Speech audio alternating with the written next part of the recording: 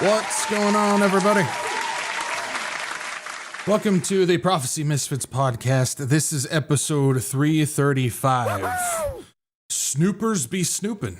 And the Snoopers be snooping for sure. So, yeah, we're going to be going over a few things when it comes to spy stuff and surveillance stuff and everything like that. So those Snoopers be snooping on us and so on and so forth. But yeah, good stuff. But welcome in. This is what we do on Tuesdays and Saturdays. And we get together and we watch about. It's weird. We watch for things. I'm all discombobulated because I said watch about. That doesn't make any sense.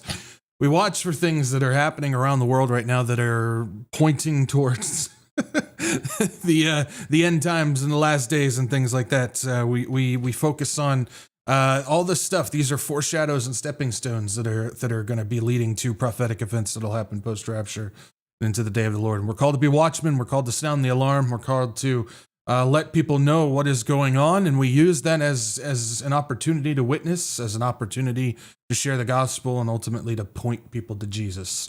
And if we're just sounding the alarm, just to ring a bell, doesn't really do any good. But if we're pointing them towards Jesus at the same time, saying, hey, all this stuff, this is stuff that we're told in Scripture is going to happen. The things that we're seeing is the build up towards that. Time to pay attention. Time to give your life to the Lord for that. So that's what we do. So welcome in. Glad to have you guys here. Apologize if I'm a little, if I seem a little off and a little cloudy. I've had a massive headache all day, so I'm still kind of fighting through that. So let's pray that I can get through this and not trip over myself too much. But yeah, welcome in. Glad to have you guys, and thank you for being here. So so Snoopers be snooping. We're going to be paying attention to a lot of crazy stuff happening regarding surveillance and stuff. First things first, we got some stuff when it comes to what's going on with the Pentagon.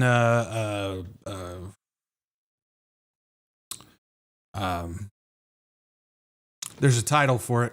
I can't even remember what it's actually called, but it's a new policy for news and journalists and stuff like that, the Pentagon reporters policy type of thing. So we'll take a look at that and who's all signing and who's not. Today was the day that they would have to sign the agreement. Otherwise, they have to give up their journalist pass and get kicked out of the Pentagon pretty much for reporting stuff. We also got some things when it comes to AI and motion tracking and creating videos and stuff like that. It's to the point now where you're not even going to be able to know if it's real or not. I kid you not. So I'll show you some of that stuff. We also got the trade wars back on between the United States and China. Xi said he's ready to take this thing to the end, so that's fun.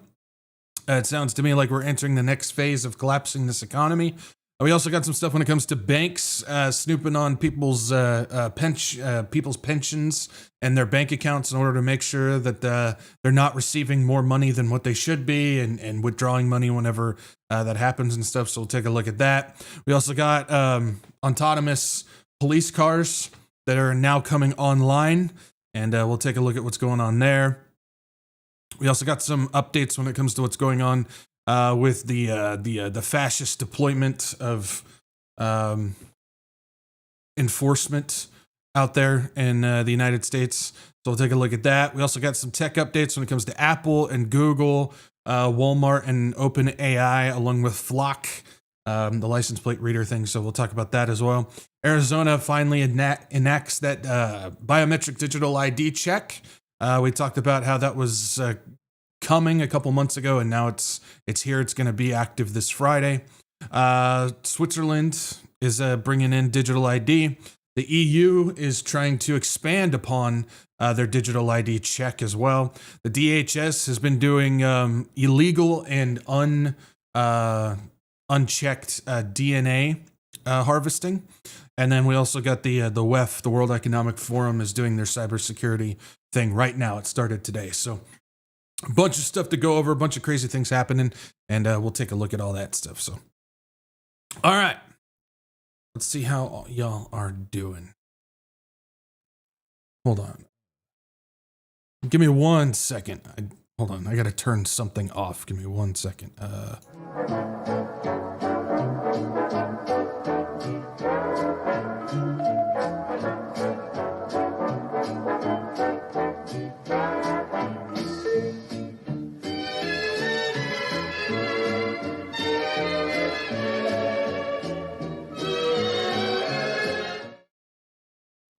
All right, we're back. Sorry about that. I needed to turn my air conditioner off because if it turned on, it blows straight at my microphone and it would sound like I'm in a wind tunnel. So we don't want that.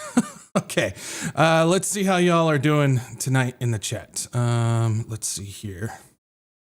Let's see. Here we go.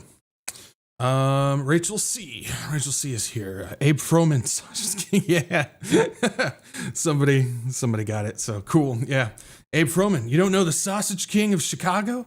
I mean, come on now. If you guys don't get that reference, you need to catch up on your 80s movies, I'll tell you what. So good to see you, Rachel. Thanks for being here. And hopefully you're doing all right tonight. X-Ray, new to the channel. Love the show, brother. Well, good to have you here, X-Ray. Glad you're here. We do things very different around here. And but glad to have you here, and hopefully you stick around. So good to have you. Trace is here as well. Good to see you, Trace. And hopefully you're doing all right tonight. Appreciate you. Jessica McCord is here as well. Prayers for your head. Well, thank you. I appreciate that. And they are never fun. Those who have chronic headaches know what it's like. But good to see you, Jessica, and thank you for your prayers. I appreciate it. Aaron Rayberg is here. I believe he's had Great Deception. Yeah, it's definitely a lot of deceiving, a lot of deception happening right now, that's for sure. But good to see you, Aaron, and hopefully you're doing all right tonight. We got Dino Spumoni in the house as well. Good to see you, Dino. And thank you for being here on this Tuesday evening. Proton Girl is here. Always good to see you, Proton, and hopefully you're hanging in there and having a good week. Not of This World is here. Doing what he does. Appreciate you. Peanut Gallery is accounted for here. Good to see you. And hopefully you're doing all right tonight, along with Jalapeno. Always good to see you, brother. Thanks for being here, man. See, Nancy West is here. Good to see you, Nancy. Causing some trouble. Could you say hello to Trace's little... Is he watching? What's up, Titus? Good to see you, man. And, don't cause too much trouble now. Just cause the right amount of trouble. I'm gonna get mad. They're gonna get mad at me. But good to see you, man. Good to see you as well, Nancy. Epsy from across the pond as well. Good to see you, Epsy. Thank you for being here. And hopefully you're doing all right over there. And the princess as well. So good to see you guys. Let's see here. Judah. What's up, Judah? Oops. What did you do? What'd you do, Judah? Causing problems in there? Good to see you, man. Let's see. Jojo by his grace. Always good to see you, Jojo. And see you down by the river. But good to see you, and hopefully you're doing all right. Let's see here. Am I missing somebody? Jellyfish is here as well. Good to see you, Jellyfish. Thank you for being here. Hopefully you're doing all right on this Wednesday afternoon. Bab is here as well. Egad. Good to see you, Bab. Thanks for being here. Carol M is here as well. Good to see you, Carol. Let's see here. Dana is here. Hello, Dana. Good to see you. I don't think I've seen you here before, unless I'm oblivious. But if you're new, welcome in. Glad to have you here. Thank you for being here. Full of Hope is here as well. Good to see you, Full of Hope. Let's see here. Nirdo, what's up, Nirdo? Discovered blueberry milkshakes. Smoothie or a milkshake? I don't think I've ever heard of a blueberry milkshake before. I've heard of a smoothie. Blueberry ice cream? Blueberry in ice cream? Never heard of that. But good to see you, Andrew. Thanks for being here. Devonnie Ray is here. Good to see you. Thank you for being here. Appreciate you. Old Dog is here. Yo. I'm not hip to the groove. I don't know the new slang, but good to see you, Old Dog. Will G is here as well. We got Mindy Grant as well. Good to see you, Mindy.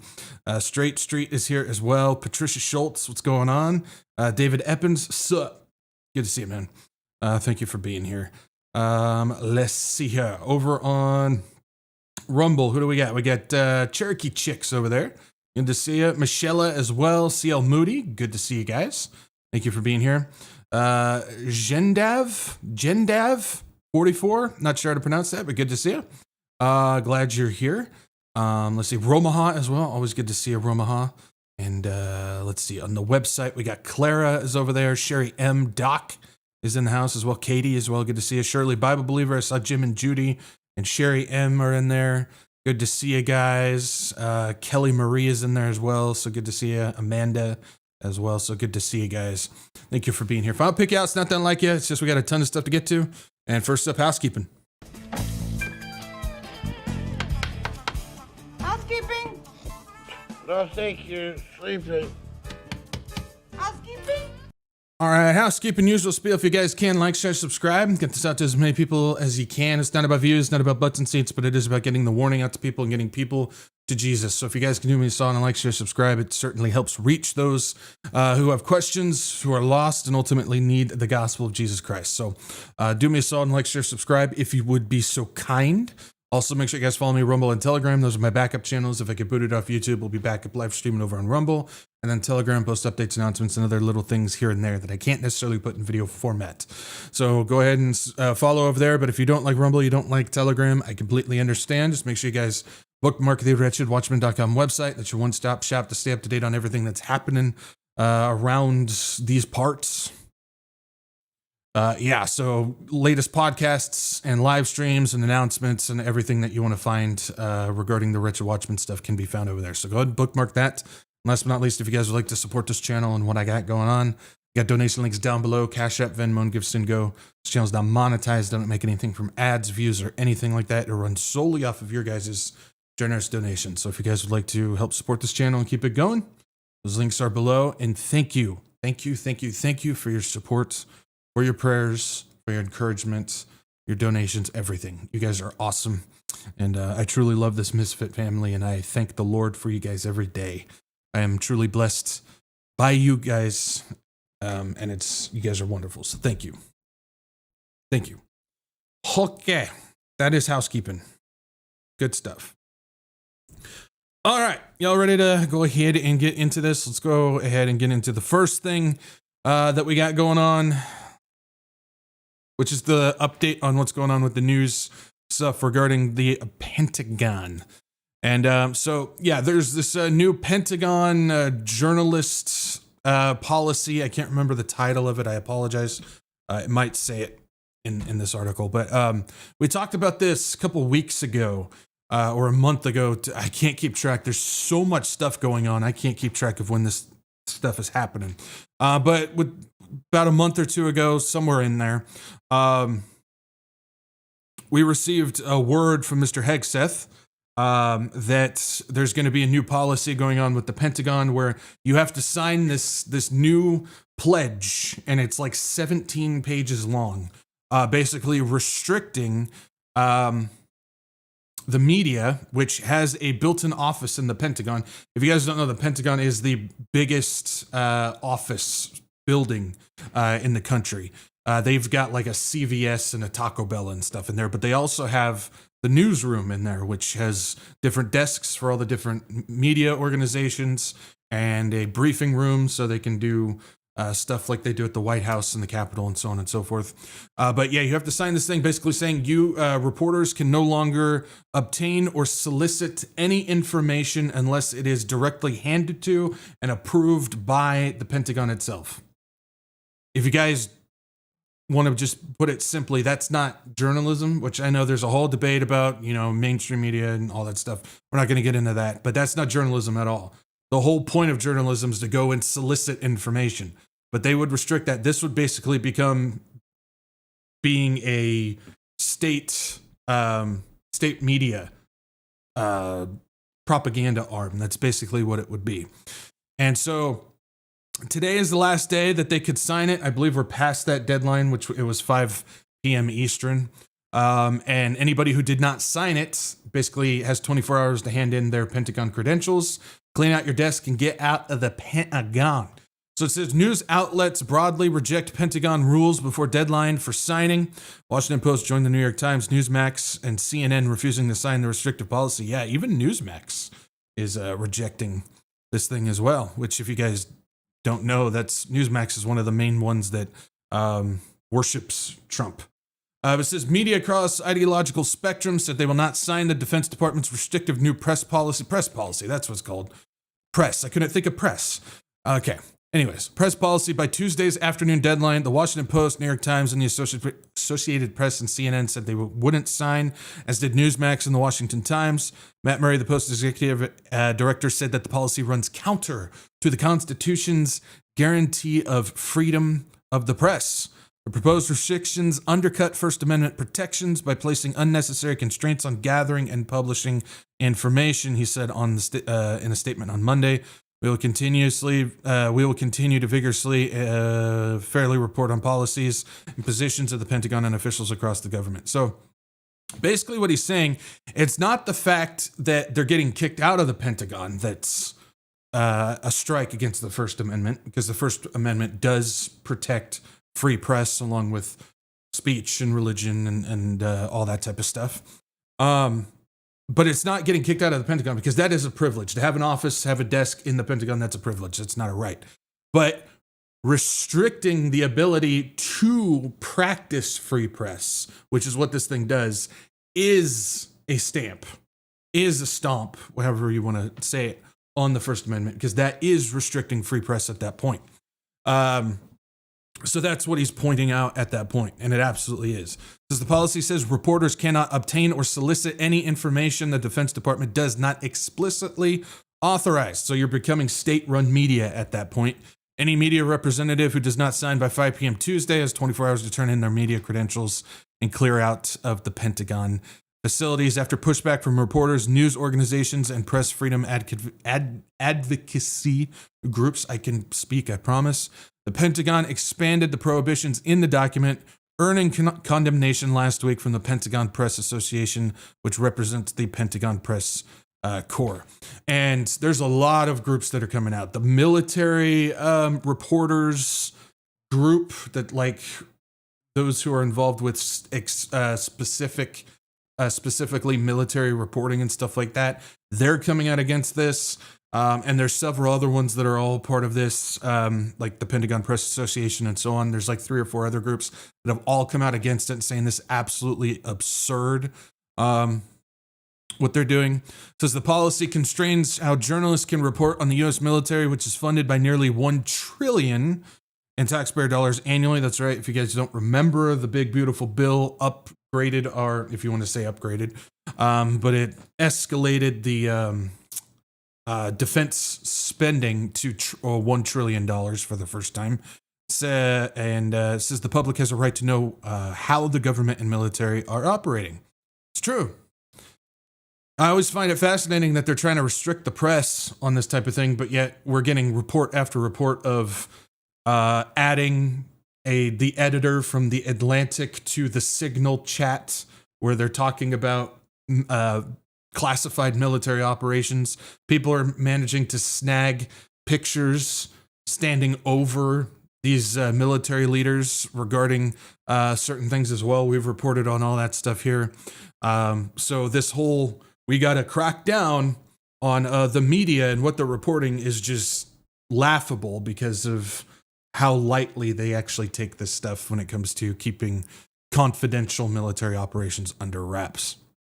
Let's see here. It says among those critical of the policy is John Olliott, who was Pentagon spokesman in the early months of Trump administration, signed the memo implementing Hegseth's decision to remove established media from their dedicated offices in the building.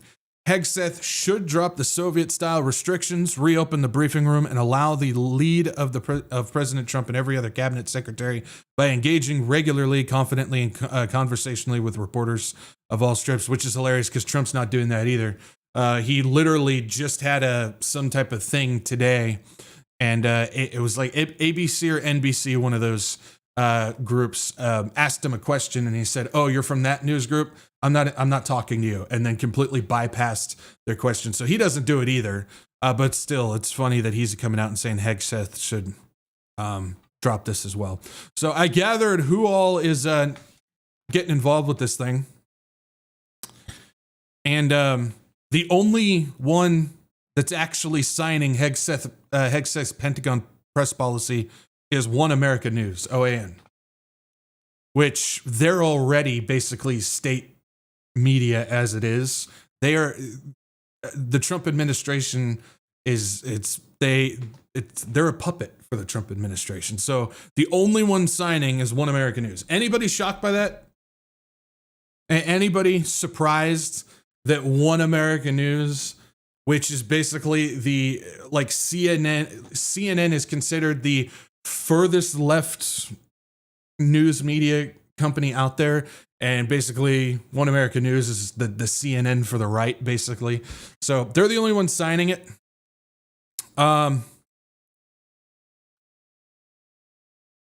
Those not signing it is an extensive list. New York Times, Washington Post, Wall Street Journal, Associated Press, Reuters, The Atlantic, CNN, NPR, Guardian, Newsmax, The Washington Times, The Washington Examiner, PBS, Kaisernet, Defense Daily, Task and Purpose, Breaking Defense, Defense One, The Financial Times, The Hill, Politico, Axios, Al Monitor, HuffPost, NBC, ABC, CBS, Fox.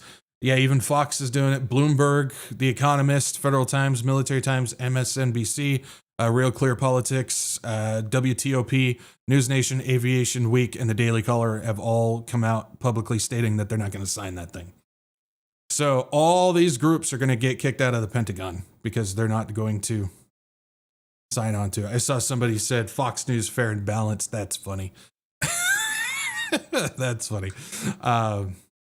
Yeah. It's funny because that was the one everybody was waiting for, was Fox News, because if you guys don't know, Pete Hegseth was a talking head on Fox News. He was part of Fox News before he was selected to run the Defense Department, which is just funny. But even Fox News said that they're not going to do it either. So, yeah, just one is gonna do it. Now,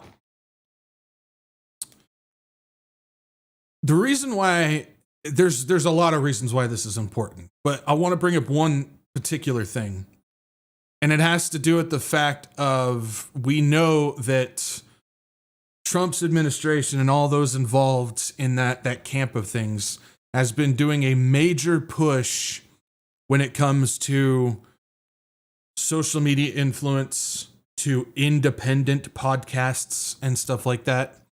And so we know that he's invited people over to the White House to get involved with that stuff. You guys remember the phase 1 of the Epstein files with the binders and stuff like that, which we actually received less information from that than what we already knew. And there was several influencers like DC Drano and not Megyn Kelly. There's another girl that looks like Megyn Kelly who was a part of that, and several other people, and they're all dancing with their binders and stuff. We know that that's going on. We understand the Trump administration basically owns Rumble, as well as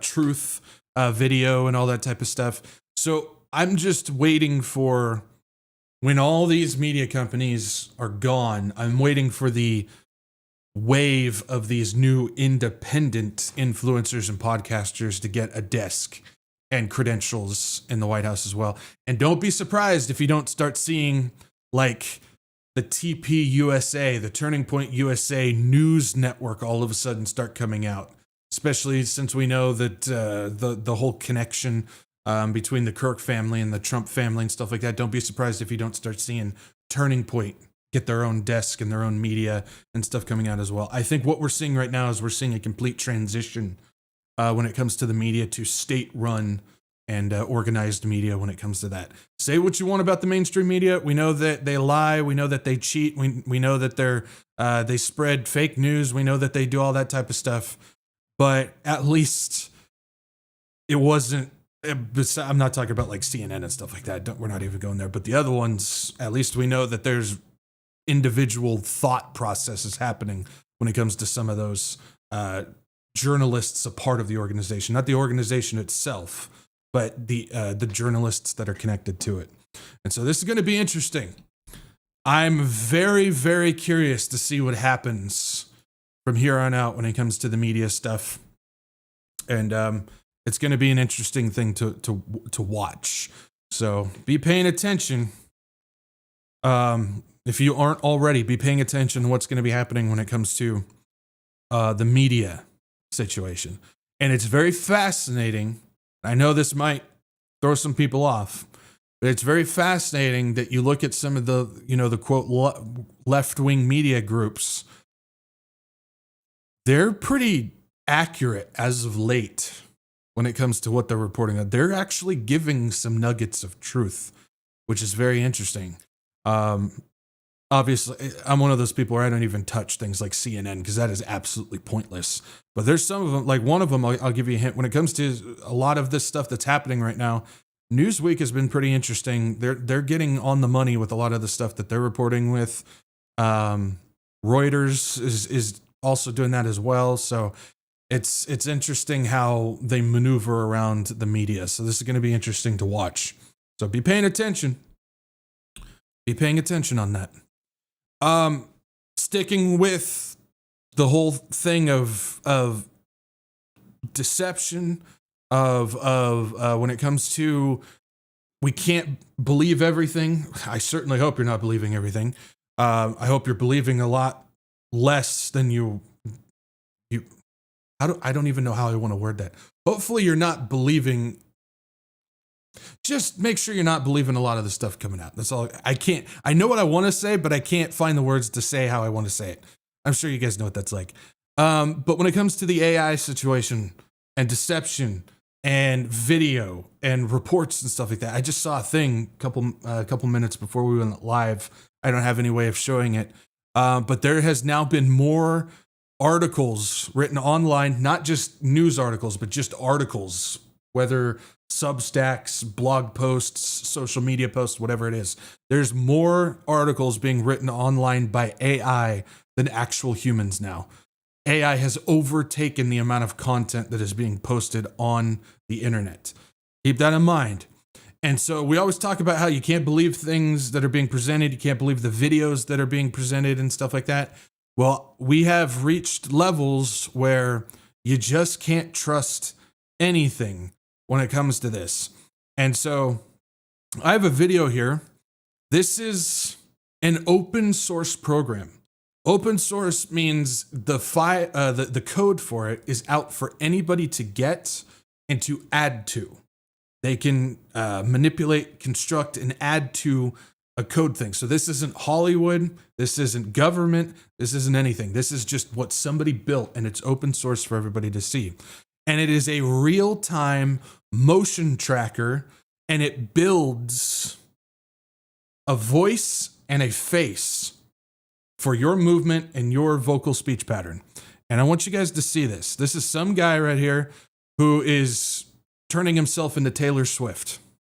I want you guys to see and hear what's going on with this. Friends, listen, what you're seeing right now is crazy. We are crossing a line in human history where the boundary between reality and fiction is vanishing. And this is not a Hollywood billion-dollar high-production studio. This is open source. This is from your computer, a click of a button, and most people will not be able to even tell the difference now.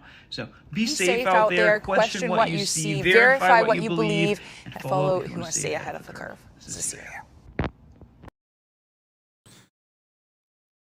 This thing,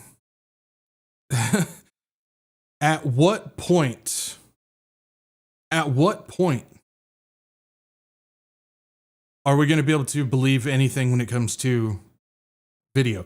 At this point, again, you guys know I don't share very many videos or anything as it is, because videos, I mean, not only do we have the issue of AI generative videos, but we also just have edited videos on top of that, which you can just edit certain things. And say you just have a guy standing there on a street and you can just add flames on a car or on a building or something like that. And then you can put a headline saying so-and-so started a fire, or there's riots happening when there's none of that actually happening. People can edit that stuff. But then you also have the issue of, and I see it all the time, people take a video from 3, 4, 5 years ago, and then they just put it back out today and say, look at what's happening at this event. It happens all the time for riots and stuff like that. I don't know how many times I've seen posts and stuff coming across from people saying, look at the riots that are happening in Chicago or Portland right now. And they're showing a video from riots that were happening during the Black Lives Matter riots, even though there's none of that actually happening over in the area like they're claiming it is. And so even something like that, which doesn't take any editing, you just have to find an old video and claim that that's what's happening. But now we're at a point now where you have real live motion tracking and voice manipulation to make yourself look and sound exactly like somebody else. And so they could use this for anything. They're probably already using it now. I'm just going to say probably, just because I don't have anything right now that I can, verifiably say that's what's happening.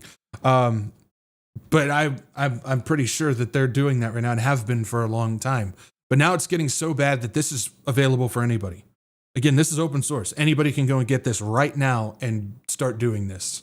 And so we need to be very careful. Again, this type of stuff, this AI type of stuff like this, really plays into people's personal agendas and personal biases. And that's what we need to be very careful about, because whenever something gets shared that fits our views, we don't bother to check, we don't bother to verify, we don't bother to make sure it's okay. We just take it because it supports my perspective on something and send it out there. And that's how you perpetuate rumors, that's how you perpetuate lies, that's how you perpetuate narratives, that's how you do all this, how all this stuff spreads and gets worse and worse. And again, that's just one aspect of this dangerous AI stuff. I mean, this is classic stuff that's been going on for decades. This is how the news media operates and stuff. I've shown videos in the past where they're doing interviews with ex-CIA guys back in the 60s. And they're talking about that's how their job was. That's what their job was to take just one tiny piece of made up information, like a sentence or two, put it into a 2-3 paragraph bit of information that's all true. So kind of like what Satan did back in the Garden of Eden, and then send that off to their buddy who works at a small local news place, who takes the story, prints it there, that gets picked up by bigger news places, and all of a sudden you have the little bit of fake news getting spread everywhere because all these news places were picking up on that, and it's surrounded by truth. So nobody's going to question what's going on with that. And so this is a tactic that's been going on for a long time, but it plays off of people's biases. It plays off of people's their own agendas and what they believe and stuff, because everybody's looking for confirmation. They're not looking for the truth. They're not looking for a real answer for what's going on. They're looking for somebody to confirm what they already believe. And that's one of the biggest problems that I have when it comes to what's going on in the church nowadays, because it's the same thing. They're not looking for truth. They're just looking for something that caters to the audience, that gives them money and gives them tithes and buys their books and so on and so forth. They're not looking to challenge people. Anybody who's stuck around here, I know I've got a group of people that have been around my channel for at least a couple years now. And if anybody has been paying attention through those couple of years that have been watching, you guys have known that we have really gone in many different directions and have changed directions based on the information that we're being given. We don't hold to a straight line here. We really don't. Anybody who's willing to be honest with that, because we actually challenge ourselves here. I challenge you guys. I challenge myself. I pray, Lord, please challenge me. I'm asking the Lord to challenge me on these things, because it's like, I don't want to stick to a straight line. I don't want my own bias confirmed. I don't want any of that stuff. If I'm wrong, tell me I'm wrong. And help me to accept the fact that I'm wrong and that we should be going in this different direction, and so on and so forth. And so most people don't want that. They don't want that. They just want their own stuff confirmed. That's why the left sticks with their media groups. The right sticks with their media groups. And if anybody challenges anything that those people have to say, you're the idiot. Not them. Not the media group that they like. No, you're the idiot for challenging that. And obviously you're on the other side because you disagree with this thing that my side is presenting. Well, that's politics in a nutshell, to say the least. But when you start injecting AI into this, and people can make other people say whatever they want to say at that point, and you can't tell if it's wrong or that's not even the person talking,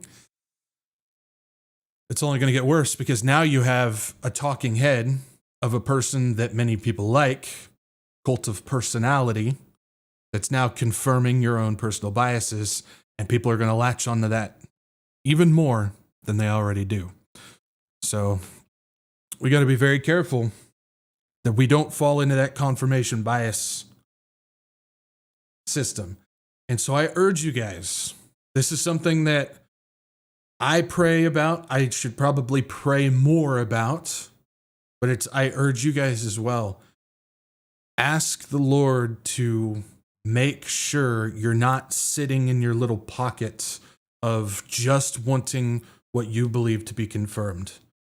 Ask the Lord to just show me what is real, show me what is false, and allow me to accept it even if you don't want to. And if you are genuine in your request, be ready for the Lord to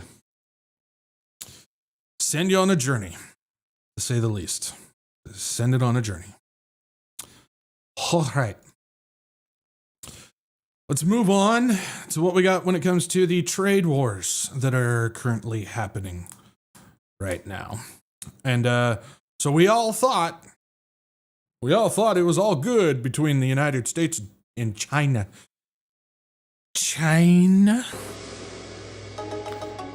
When it comes to the tariffs and stuff like that, but that was completely false. It says U.S.-China to roll out tit-for-tat port fees, threatening more turmoil at sea. And as we know, Trump has given China until November 1st to lift restrictions on rare earth minerals, which is built for used for computer chips and stuff like that, before he slaps 100% tariff on there, which would make it 130% on all Chinese stuff. And then China basically came out and applied more restrictions on that stuff, basically saying not going to happen. Xi came out and said, we're ready to take this thing to the end when it comes to the tariff war, the trade war. And then on top of that, both the United States and China are putting fees on their ports as well. So any stuff coming from the United States to China will have a fee slapped onto it. And then anything from China to the United States will have a fee slapped onto it as well. So if anybody's already having problems affording to buy anything, get ready. It's going to start costing some more. It says U.S.-China begin collecting port fees on each other's vessels. China says Chinese-built ships exempted from its levies. The U.S. aims to loosen Chinese dominance in global maritime, bolster the U.S. shipbuilding, and trade spat revived as Trump announces new 100% tariff on Chinese goods. Says the United States and China on Tuesday will begin charging additional port fees on ocean shipping firms that move everything from holiday toys to crude oil, making the high seas a key front in the trade war between the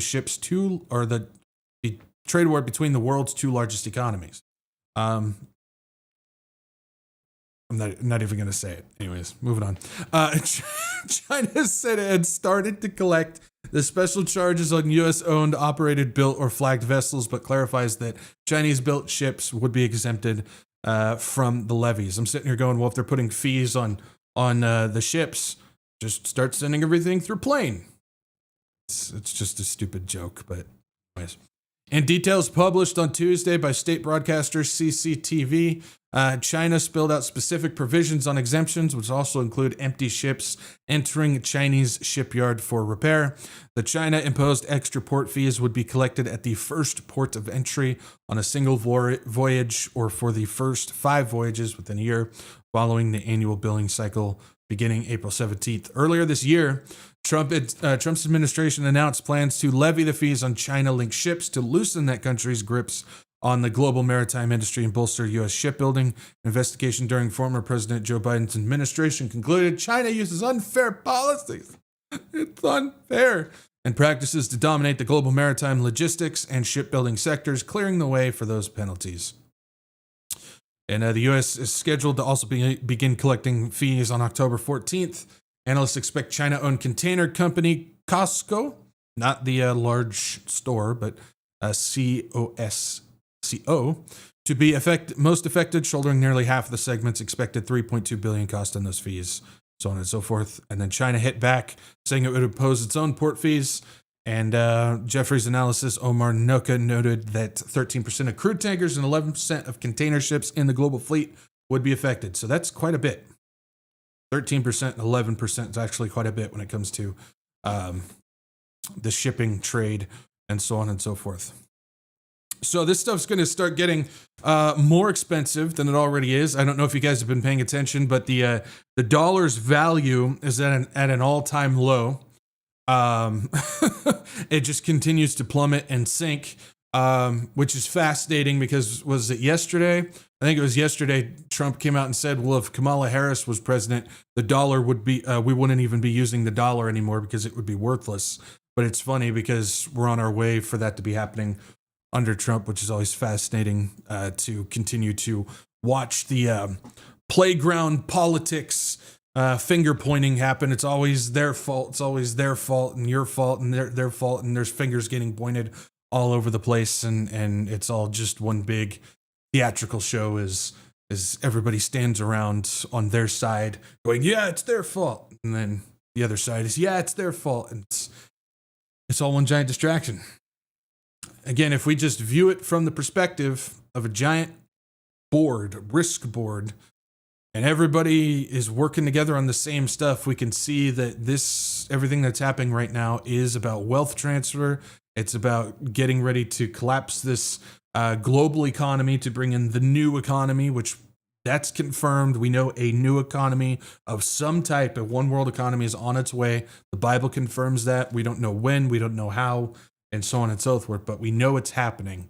And we can see that as long as we apply that biblical emphasis and understand that all these players are on the same team, we can understand that they are working together to collapse the fiat money. And they're on their way of doing it. Another thing that Trump has just announced as well, he said anybody who joins BRICS will also get slapped with more tariffs. I don't know if he put a percentage on that or not, but I know that he did say anybody who joins BRICS on that, and some more tariffs there. So it's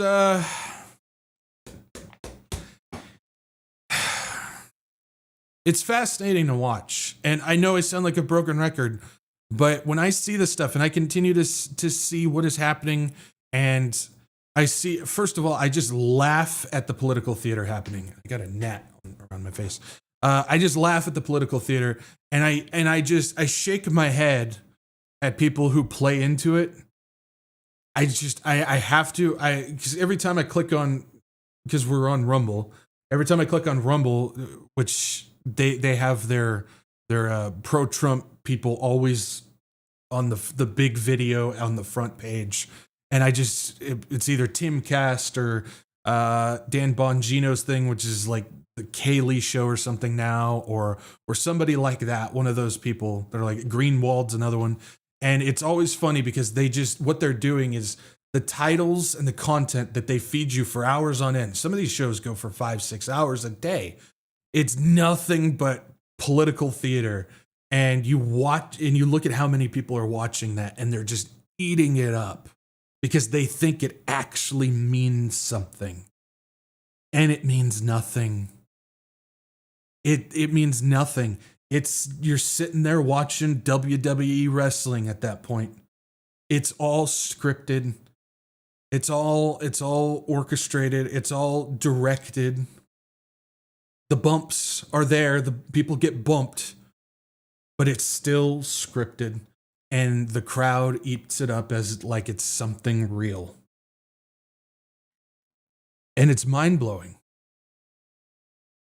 It's mind-blowing to witness. And the thing is I talk about, the secular groups that are on the front page of Rumble and what they do, but it's also in the church. Whether it's the Christian nationalist MAGA churches, or whether it's the Pentecostal charismatic churches, or whether it's the prophecy mafia and what they do. And every once in a while they pop up on my YouTube feed, and I'll just out of curiosity, I'll click on it for like 2 or 3 minutes just to hear what's going on. I just clicked one on that was going on yesterday, and it was pumping Trump saying what he's doing by sending all these things into the cities and stuff is great, and we need to support it, and so on and so forth. And I'm just shaking my head. People just eating it up because they think it's a good thing. And I'm sitting here going, man, how glad am I to be a misfit?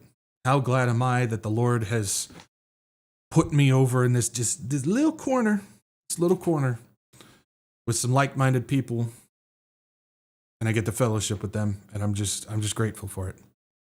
And I'm just grateful. Anyways, that's just me venting. We'll just stop there. All right, let's keep moving.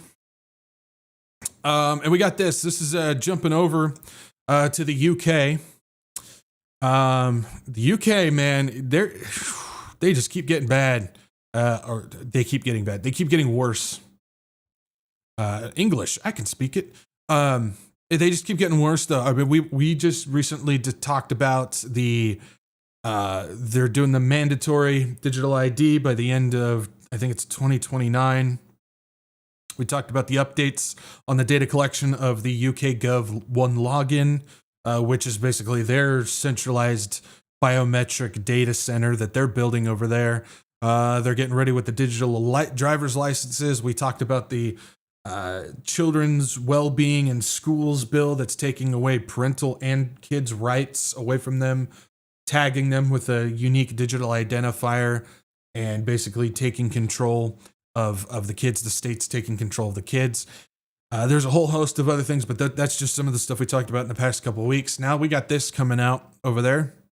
It says banks ordered to snoop on pensioners in benefits crackdown. It says the United Kingdom, the new UK legislation mandates banks to monitor pensioners' bank accounts and share data with the Department for Work and Pensions to identify benefits fraud and overpayments. The move affects an estimated 1.36 million pensioners and aims to recover £9.6 billion by 2030. But has sparked significant controversy over privacy and the impact on vulnerable pensioners. Because according to James Smith of The Telegraph, a new fraud bill will compel banks to monitor the accounts of pensioners receiving benefits such as universal credit, pension credit, and employment support allowance, sharing data with the Department of Work and Pensions to detect inaccurate payments and fraud. This measures a part of the clawback £9.6 billion by 2030, lost to benefit overpayments and fraudulent claims. The bill, named the Public Authorities Fraud, Error, and Recovery Bill, which is due back in the House of Lords this month, will grant these unprecedented powers to government agencies. Financial institutions tasked with monitoring will be prohibited from informing account holders about the checks conducted. So they're not even going to tell people that they're doing these checks. Not even going to tell them. In cases of detected fraud or error, ministers can require repayment directly from the pensioner's bank account. So, they're going to be monitoring and checking pensioners' bank accounts without even telling them. And then if there is a discrepancy, they'll just take it out, yank it out.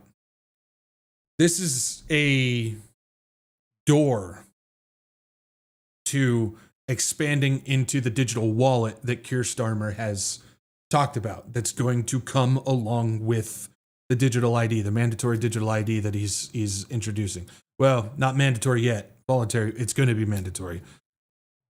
I'm jumping ahead, but we know it's going to be mandatory because he said you're going to need that when you want to get health care and you want to rent a place or you want to open a bank account or you want to do any of this. This is going to tie into that. You know that, where they're checking the banks or people's bank accounts, and they're just going to be taking money whenever they want to. So there's that. And then it also says, separate from the surveillance powers, UK banks have implemented new daily cash withdrawal limits. So here we go with the digital currency. As of September 27, 2025, major banks have capped ATM and cash point withdrawals between 250 and £500 daily, with larger withdrawals requiring branch visits, prior ID, and 24-hour notice. So if you want to withdraw your own money, say you want to withdraw $501 or pound in this case, you have to let the bank know 24 hours in advance that I plan on withdrawing £501 of my own money from my own account. And they need to confirm, verify, accept that. We jump over to this. This is another article about this. There's a couple of things here. It says the DWP will use an artificial intelligence, an AI tool developed by the Cabinet Office to analyze the account data provided by the banks, a source said. So it's not even going to be people that are going to be monitoring your account. It will be AI monitoring your account. Anybody surprised by that? The banks that are going along with this is the Bank of Scotland, Barclays Bank, Halifax, HSBC, Lloyds Bank, Metro Bank, Monzo Bank Limited, National Westminster Bank, Nationwide Building Society, Santander, Starling Bank, the Cooperative Bank, the Royal Bank of Scotland, TSB Bank, and Yorkshire Bank. So, for those over in the UK, I know I got some of y'all who watch over there. Just a heads up, if you are a pensioner, this is a bill to be paying attention to. If you're not a pensioner, still worth paying attention to, because this is probably going to be folded into this coming system that they're currently building when it comes to ID and the digital ID and digital currency and everything that they're doing. So it's worth paying attention to on that. Okay. Let's go ahead and move back stateside because we've got some information regarding autonomous police cars. So, show of hands, how many people have seen that they're trying to do the autonomous robotic dogs for police, where they have like the dog things, the four-legged dog things that walk around and they scan people and talk to people and stuff like that. Well, right now we're seeing something that's probably a bit more close to being normalized. The dogs, we've seen those, but that's a rare thing, and there's still a lot of work left, at least from the public standpoint, from what we see on the outside, that needs to be done with those dogs before you start seeing those things actually being like deployed all over the place. But when it comes to autonomous self-driving cars, that's something that's already sweeping all across the country, whether it's self-driving trucks, like shipping trucks, or self-driving cabs. I don't know if anybody's seen those. The self-driving taxis are starting to sweep all across the country. Those are becoming normalized. But now we have autonomous police cars. Let's see what's going on in Miami. Miami-Dade Sheriff. Let's see what's going on here. Meet Pug, a police patrol car powered by AI. I think it's a game changer. The Miami-Dade Sheriff's Office unveiled the new state-of-the-art vehicle that has the capability of being fully autonomous. For us, it's a way that we can touch our community in a way that we really have never done before. And we are setting the standard what will be the future law enforcement for this country. There is no other police vehicle on the road in the U.S. that's like PUG, which is an acronym for Police Unmanned Ground. The high-tech patrol partner was donated by the company Policing Lab and is equipped with 360-degree cameras, license plate readers, audio sensors, thermal imaging, and more. It has the capability to identify folks that are in a restricted area, that are hiding in shrubbery, or an overwatch position, someone on a rooftop. If we have an active situation, an active shooting, or a critical response, I'm able to send this vehicle in, and it will deploy a drone that will give us aerial footage. Oh my goodness. Oh my goodness. This thing is in fact legit. Miami-Dade Sheriff's Office unveils PUG, the nation's first AI-powered police cruiser. It says Miami is putting the future of law enforcement on wheels, rolling out the nation's first AI-powered patrol car. On Thursday, the Miami-Dade Sheriff's Office unveiled Pug, an AI-powered police cruiser they're calling a game changer. According to the MD Miami-Dade SO, the vehicle can operate fully autonomously, but will be occupied by a deputy for the first few months. So just a few months with the person in there, and then they're just going to send that thing on out. Pug, an acronym for Police Unmanned Ground, will be the only vehicle of its kind on the road in the country. For now, we know that there are companies that are actually outfitting these things. They're building these things right now for mass deployment. So I think this is the testing ground that's happening. Says, I think it's a game changer, said MDSO Sheriff Rosie Cordero Stutz. For us, it's a way that we can touch our community in a way that we really have never done so before. Really? So you're going to touch the community by sending out robots. Okay, autonomous AI robots, right. And we are setting the standard for what will be the future. Setting the standard for what will be the future of law enforcement for this country. Anybody comfortable with that? Anybody got the warm and fuzzies hearing that? Futuristic patrol cars equipped with a 360-degree cameras, license plate readers, probably connected to Flock, audio sensors, thermal imaging. So the one dude said if you're hiding in a bush, hiding in shrubbery, that's the thermal imaging. So if you're hiding behind something, it'll just be able to know that you're there. Among other features, according to WPLG, the vehicle was courtesy of a donation by the company's policing lab. Has the capabilities to identify folks that are in a restricted area, that are hiding in shrubbery or in overwatched position, someone on a rooftop, explained policing lab official Edward Prokop.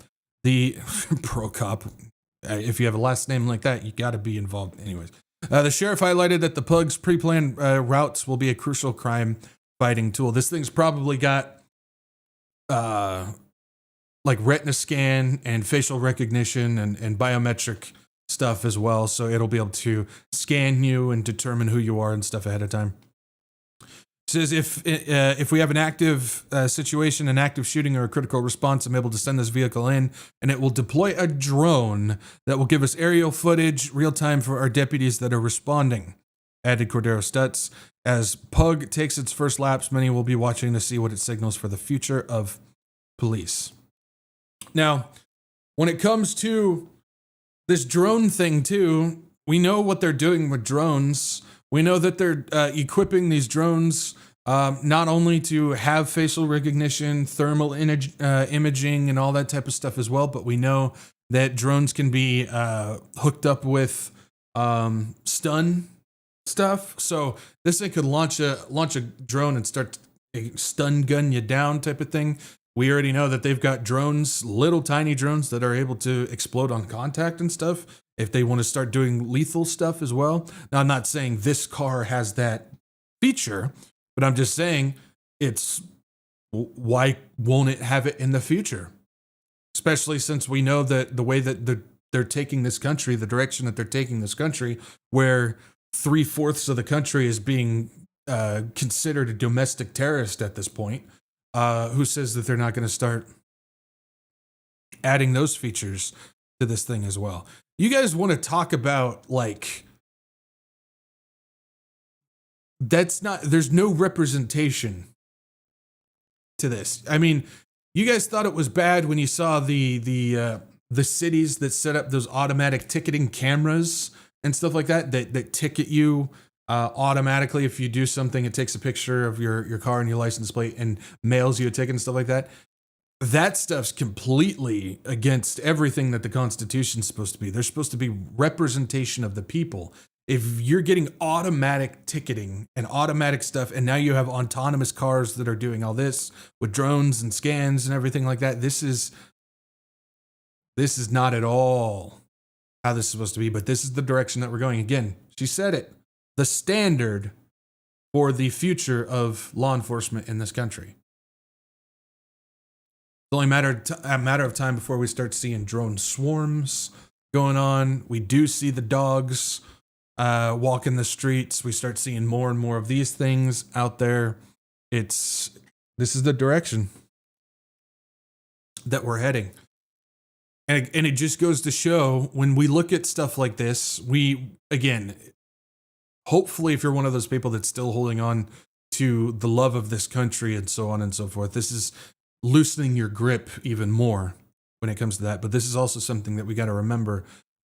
If this stuff becomes normalized, not only here in this country, but all across the world, this is absolutely something that can be utilized by the Antichrist when he steps on the scene. This could be absolutely something that he uses for his benefit.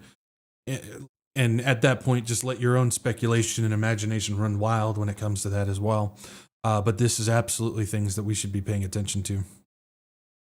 And realizing can absolutely be used by the Antichrist when he steps onto the scene, which makes it very interesting to see. But as of right now, in the times that we're living, this may be the first one being deployed, but it's something that as we continue to see this country collapse into full-on authoritarianism like we are right now, it's only a matter of time before we start seeing these things rolling out all over the place, being used to restrict this country down how they want to do it. So, fascinating. It's fascinating to watch. It should be encouragement. Again, I know I sound like a broken record, but it should be encouragement for us, for those of us who do have the Lord, because as we see this absolute dystopian rollout of the physical, of the AI, and of the spiritual, because I believe if you're talking about AI, it's not only a physical thing, but it's also a spiritual thing. When you start to see the rollout of that and it becomes normalized, not only for the ways that they're using it now, but now for civilian law enforcement, quote unquote, it just goes to show there's a tighter grip of demonic entities that are grabbing more and more of the country that we're in. And for us who have been here in the Western world, not what we're used to. It's not what we're used to, but it's going to grow. It's absolutely going to grow. So, all right. Let's head over to what's going on in Memphis, where we know that they have deployed the FBI. We know they've deployed the DHS. We know that they have deployed ICE. We know that they have deployed the National Guard all over in the Memphis. And now they're enforcing a buffer law, which is restricting the ability for civilians to hold these people accountable by pushing them back at least 25 feet. This is Memphis Task Force using Tennessee buffer law, preventing up-close recording of police activity. The new law went into effect on July 1st. It says Hunter Dempster pulled out his phone at a gas station in Memphis to record over half a dozen men in bulletproof vests gathered around the flashing blue lights of a Tennessee highway patrol car. Then one of those officers stepped forward and told him to stand 25 feet away because he was violating a new Tennessee law that allows police to create a buffer zone for any of their interactions, according to video reviewed by the Lookout. They're explicitly trying to remove accountability for police across the state, said Dempster, a leader in the group. With the group Free the 901, a coalition of advocacy groups organizing against federal and state law enforcement's presence in Memphis. So what these guys do is they go around with cameras and stuff like that, and when they see these things happening, they record it.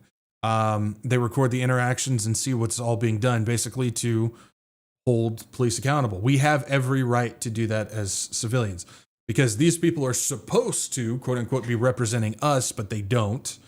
These are all government and state-owned, quote unquote, law enforcement groups, and a lot of them are mercenaries, just hired mercenaries. But that's what they do. They record them.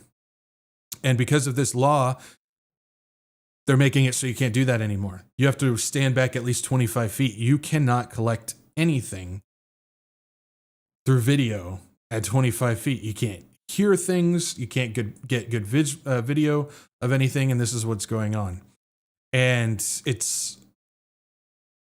it makes everything a whole lot more dangerous, especially since, and we've been talking about this for months, especially since we got these people that are just, without identifying themselves, without going through due process, without even identifying the people that they're arresting or pulling over, they're just pulling them out, handcuffing them, and throwing them back into a back of a car. Many of them U.S.-born citizens. They are Americans. They were born here, but because they're not going through anything, this is just what is happening now.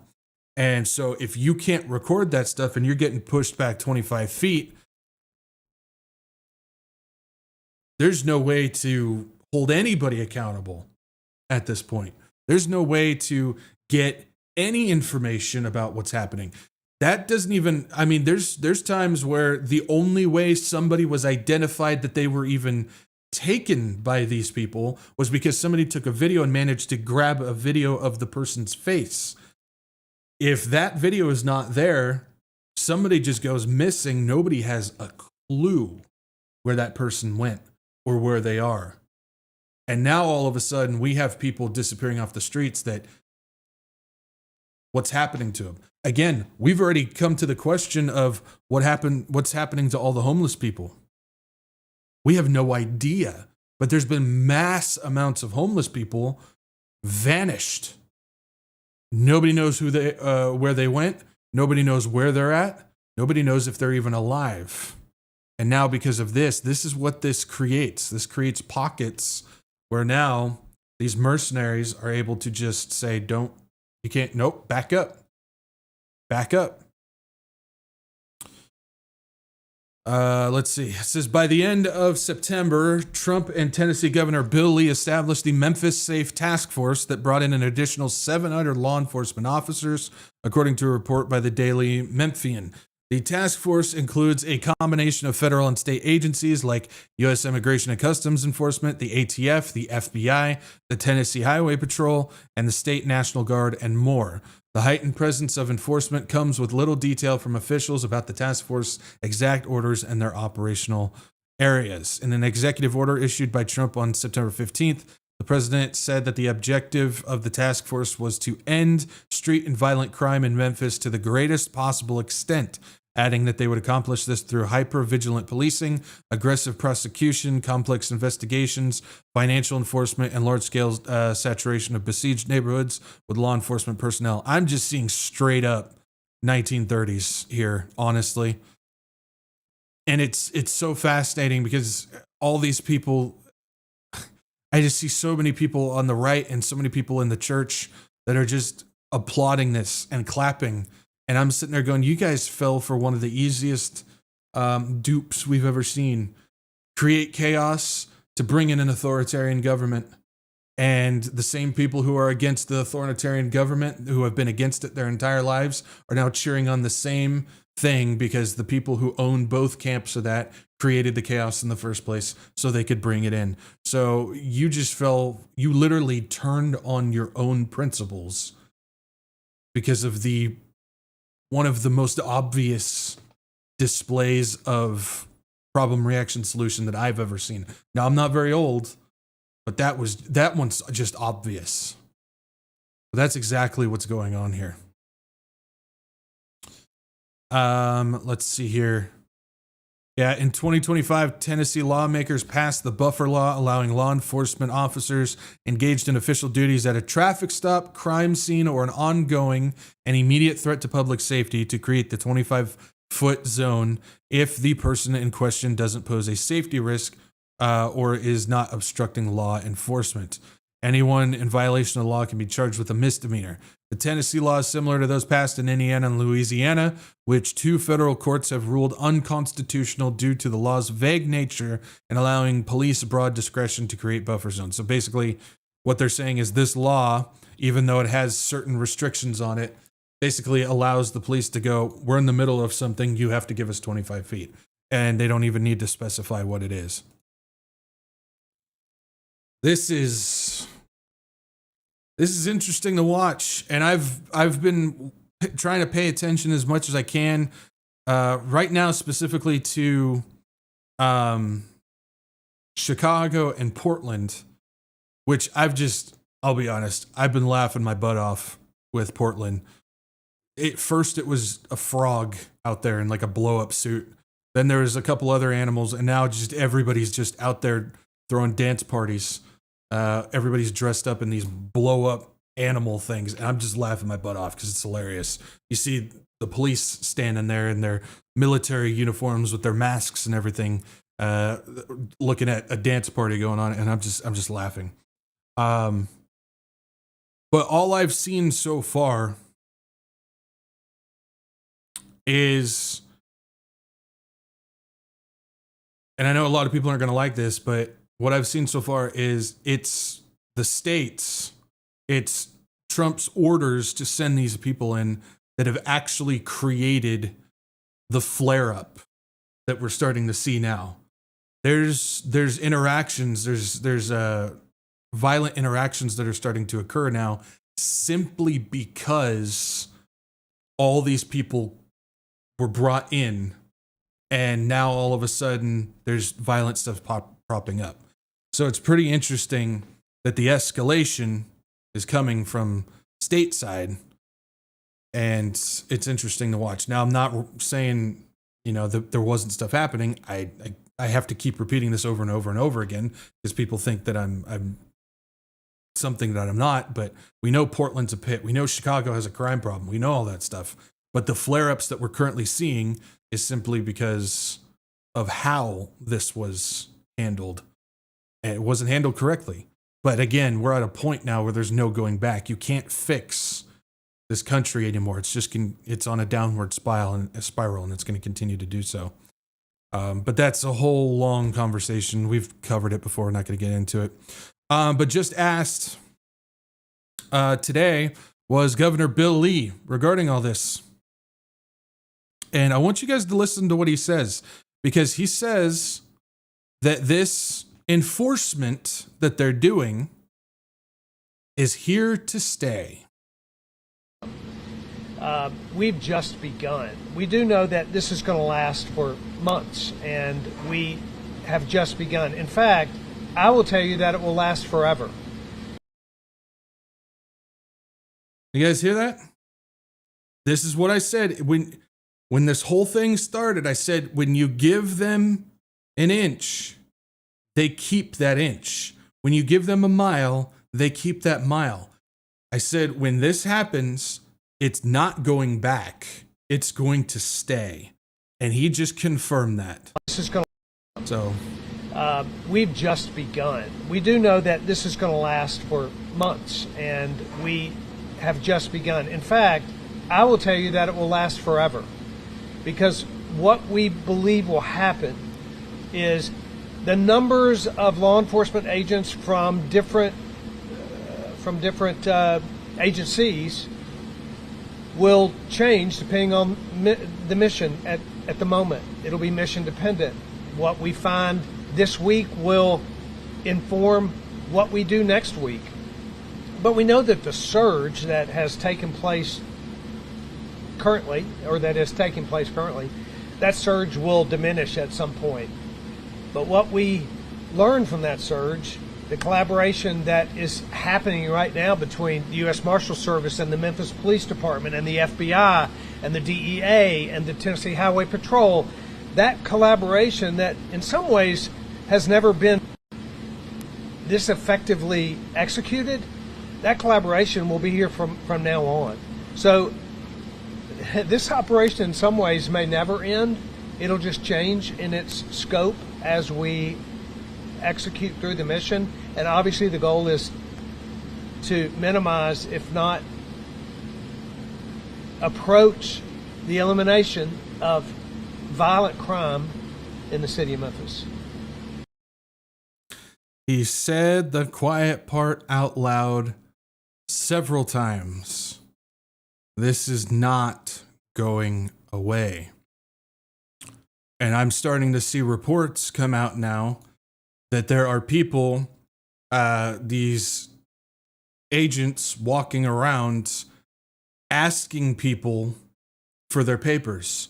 They're going up to people on the street asking them to hand over identification to confirm that they are a U.S. citizen and that they have ID and papers. And I've seen several of them. I think I've seen 2 or 3 of them. 2 or 3 of them so far. Now, that's not a lot, but it's going to increase. If they're starting to do that, that means they have people walking around on the streets basically saying, papers, please. You must confirm that you are documented. And that's not right either. This is not going away. What we are currently seeing right now, in my opinion, from what I've seen and the research that I've done and the evidence that I'm gathering, is this is the transition to the authoritarian government. This is part of Project 2025. This has to do with the transition of the government itself, as well as society as a whole. And this is what's going on. So what we are witnessing, according to my opinion right now, is we are starting to see that transition into an authoritarian country right in front of our very eyes. And again, all this does for me personally, and I've said this, I've had the viewpoint that I believe that the United States is kind of that last thing that's holding on to the edge of the cliff before everything starts falling down into what we know will eventually be the day of the Lord and so on and so forth. And it's the United States that's kind of just still holding it on. It's the last bastion before it all falls. And when we continue to see this country start to spiral down and start to waver and start to tip, we know that before the world falls down into all of this, we're going to get pulled out. So when this stuff starts to happen, that means we are that much closer. Now, we don't know how long this is going to take. This could be something that drags on for a while. I know people don't like to hear that. I understand it. But this is something that it could happen in a month. It could be something that happens a couple years from now. But still, when we continue to see this and we start to see this begin before that world falls off into the day of the Lord, we're out. We're gone. We have that promise. We have that blessed hope. And so we can find comfort in that. We can find peace in that. Again, when we see stuff like this, I've talked about it, there's the people out there that are literally people in the church going, yay, thank you. Thank you for putting the boot on my neck and taking away my privacy and my freedom, all because of a created situation that I'm lost in because I believe that the right actually cares for us and the left are the crazy ones and you guys are separate entities and so on and so forth. So thank you for doing that. Those people are lost. They have no idea what's going on. Again, I watched just a few minutes of one yesterday praising Trump for what he's doing for exactly this. And I'm like, whatever. But for those who do see what's going on and understand what's going on and have Jesus and have the blessed hope, we can sit here and look at this and go, we're almost out. Again, we don't know how long that is, but we're getting closer. We're getting closer. And that brings me comfort. That brings me comfort. Now, a lot of people look at me like I'm deranged because I hold to that. That's fine. I've been called worse. I will get called worse. But it brings me comfort. It brings me comfort. And I hope it does for you guys too.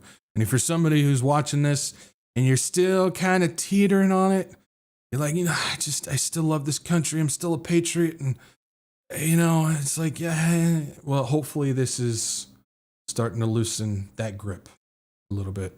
Hopefully it's starting to loosen the grip a little bit. All right. We got ourselves just a couple more things. Do our tech updates on some of this stuff.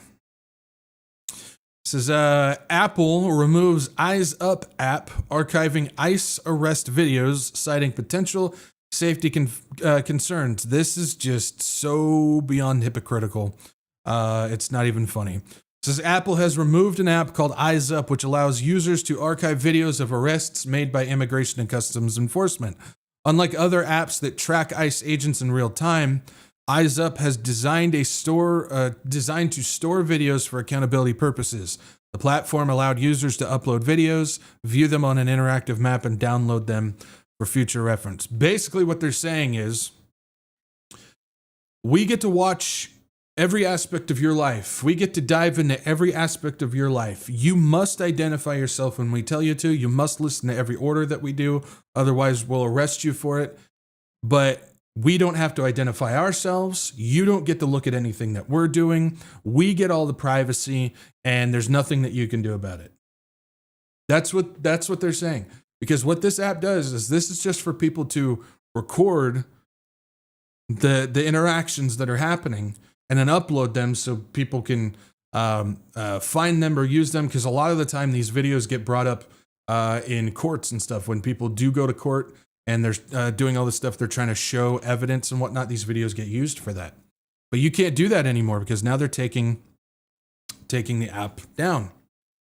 It says the main goal of Eyes Up was to promote government accountability. Anybody agree that we need a little bit more of that right now? The administrator of the app emphasized that it did not provide live tracking of ICE activity. Instead, it gathered videos shared by users or sourced from other public platforms, which a lot of them are starting to get taken down by TikTok and taken down by YouTube and all the other platforms as well. They're not allowing those videos to go up either. Almost like they want to hide all of this stuff. Instead, it gathered videos shared by users and sourced them from other public platforms. The app quickly gained attention for its role in documenting law enforcement actions and giving people a tool to keep a record of arrests across different locations. The removal of Eyes Up came shortly after Apple banned another app, Ice Block, which allowed users to avoid ICE agents by showing their real-time locations. Although Ice Block focused on evading ICE agents, Eyes Up primarily archived and documented activities. Apple removed both apps under similar guidelines, highlighting its broader approach to apps involving ICE-related activities.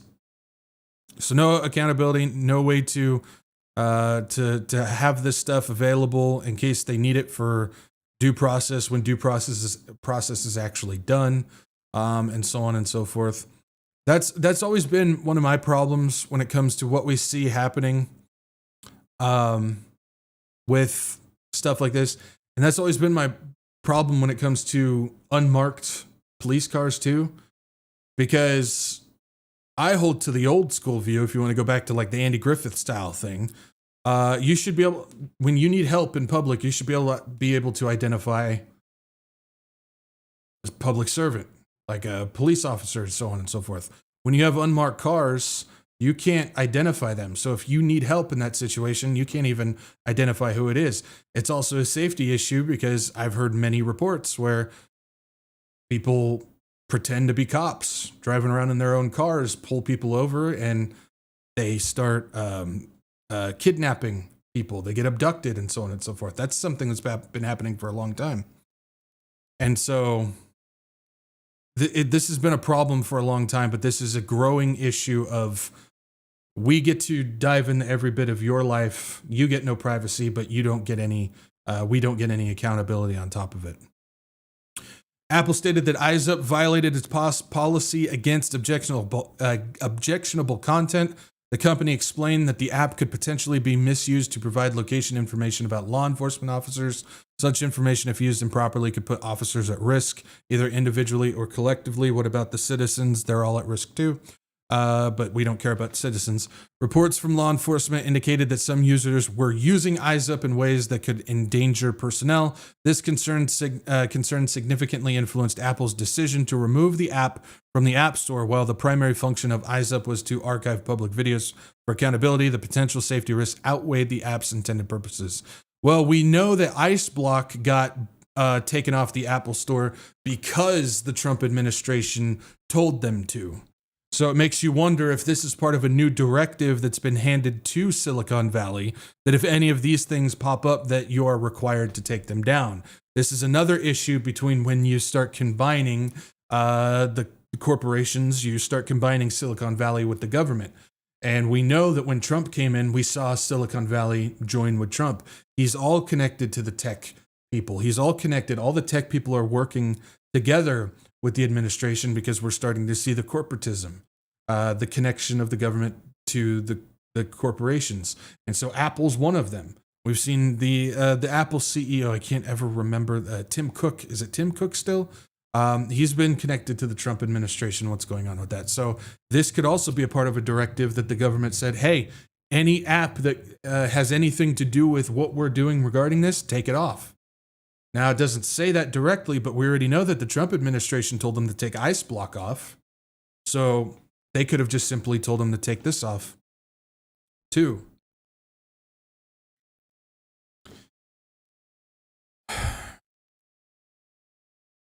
We're starting to see it spiral. It's interesting to watch so many people not be able to see what is happening right now. And again, I'm not even necessarily talking about the big stuff, but if you're somebody who can genuinely sit there and tell me with a straight face that you're A-okay with them digging into every aspect of your life so you have zero privacy, and they're taking away multiple amendments that are God-given for you, but you're not okay with them being held accountable for what they're doing. If you can sit there and genuinely tell me that you're okay with that, I can't trust your judgment. There's no way I can trust your judgment. Anything that you say regarding this matter or any matter surrounding it, I can't trust that. Because you're not being honest with yourself at that point. If you're okay with that, I just can't. I just can't trust anything that you have to say. Sticking with technology, she blinded me with science, hit me with technology. Sorry, that's a throwback. Okay. Google's new AI can tell if your kids are sneaking snacks at midnight. When it comes to surveillance and spyware, let's keep it up. Talk about what's going on in the home. It says your smart home cameras are about to get chatty. Google's new Gemini for Home transforms those silent security sentries into detailed storytellers capable of providing contextual reports about household activities like children accessing the kitchen late at night. This isn't just another voice assistant upgrade. Google has completely rebuilt its smart home brain, replacing basic motion detected alerts with AI that actually understands what's happening in your house. But the days of repeating yourself to unresponsive smart speakers are ending. Gemini for Home launches with conversational memory, letting you troubleshoot your dishwasher through actual dialogue rather than isolated commands. Ask about drainage problems and receive step-by-step guidance. When the first suggestion doesn't work, simply say something like the filter looks clean, what's next? And the system will remember the context and continue the conversation like a knowledgeable neighbor would. Yikes.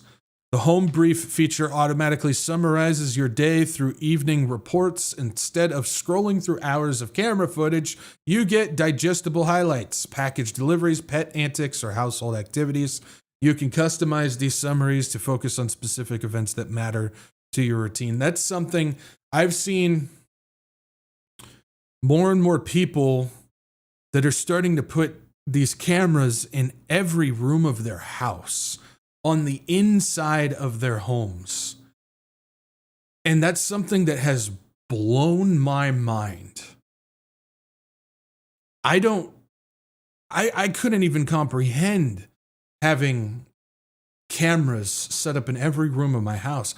I'm not even comfortable having a piece of spyware in my home. Yeah, I've got my phone and stuff like that, but still, people who have like Alexas and stuff like that, I mean, even that alone is like, that's creepy. I've walked into people's homes that have one of those things sitting there, and I'm creeped out.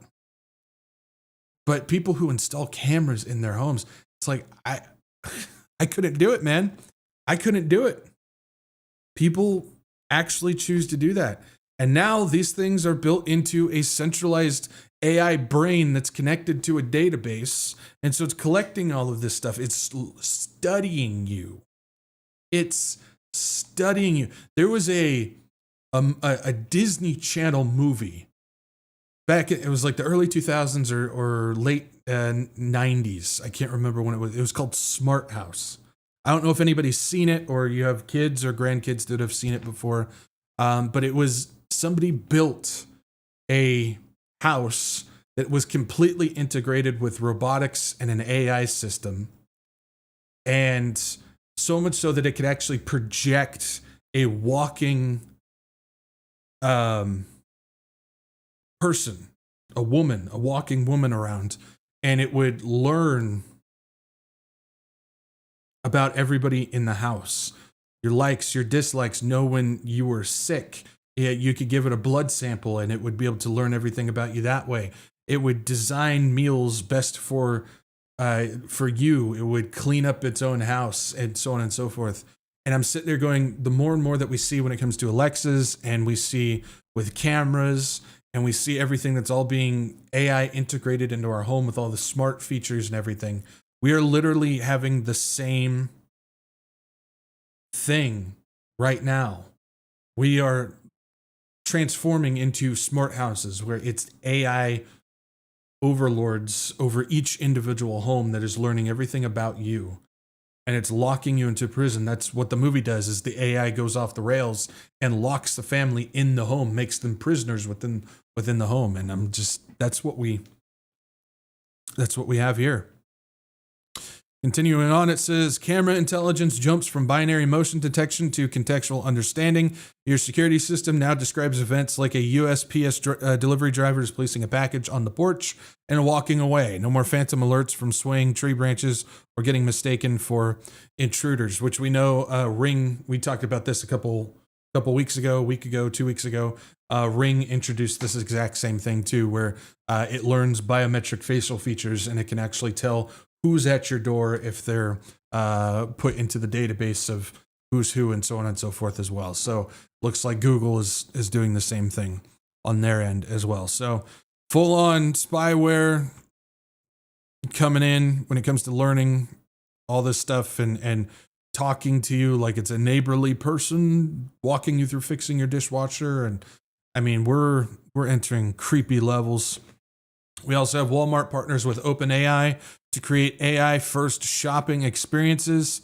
It says Walmart is ushering in the next generation of retail by combining its huge assortment, everyday low prices, and delivery speed with the power of AI. Today, the company announced a new partnership with OpenAI that will start allowing customers and members to soon shop Walmart through ChatGPT using instant checkout. Whether planning meals, restocking household essentials, or finding something new, customers can simply chat and buy with Walmart, and Walmart will handle the rest. So basically, this is a part of this instant checkout program that's been added to ChatGPT, where you just talk to ChatGPT about what you plan on cooking, what you're interested in eating for the week or whatever, and it will automatically go through the items that you need to cook certain recipes and so on and so forth, add it to a shopping list, send it to Walmart, and Walmart will deliver it to your doorstep. So have you guys noticed that all the implementation that we're starting to see with AI, at least on the consumer level now, is all about making you lazier, making you turn your brain off, making you not think? Everything has to do with making you become more reliant upon AI for the simplest things.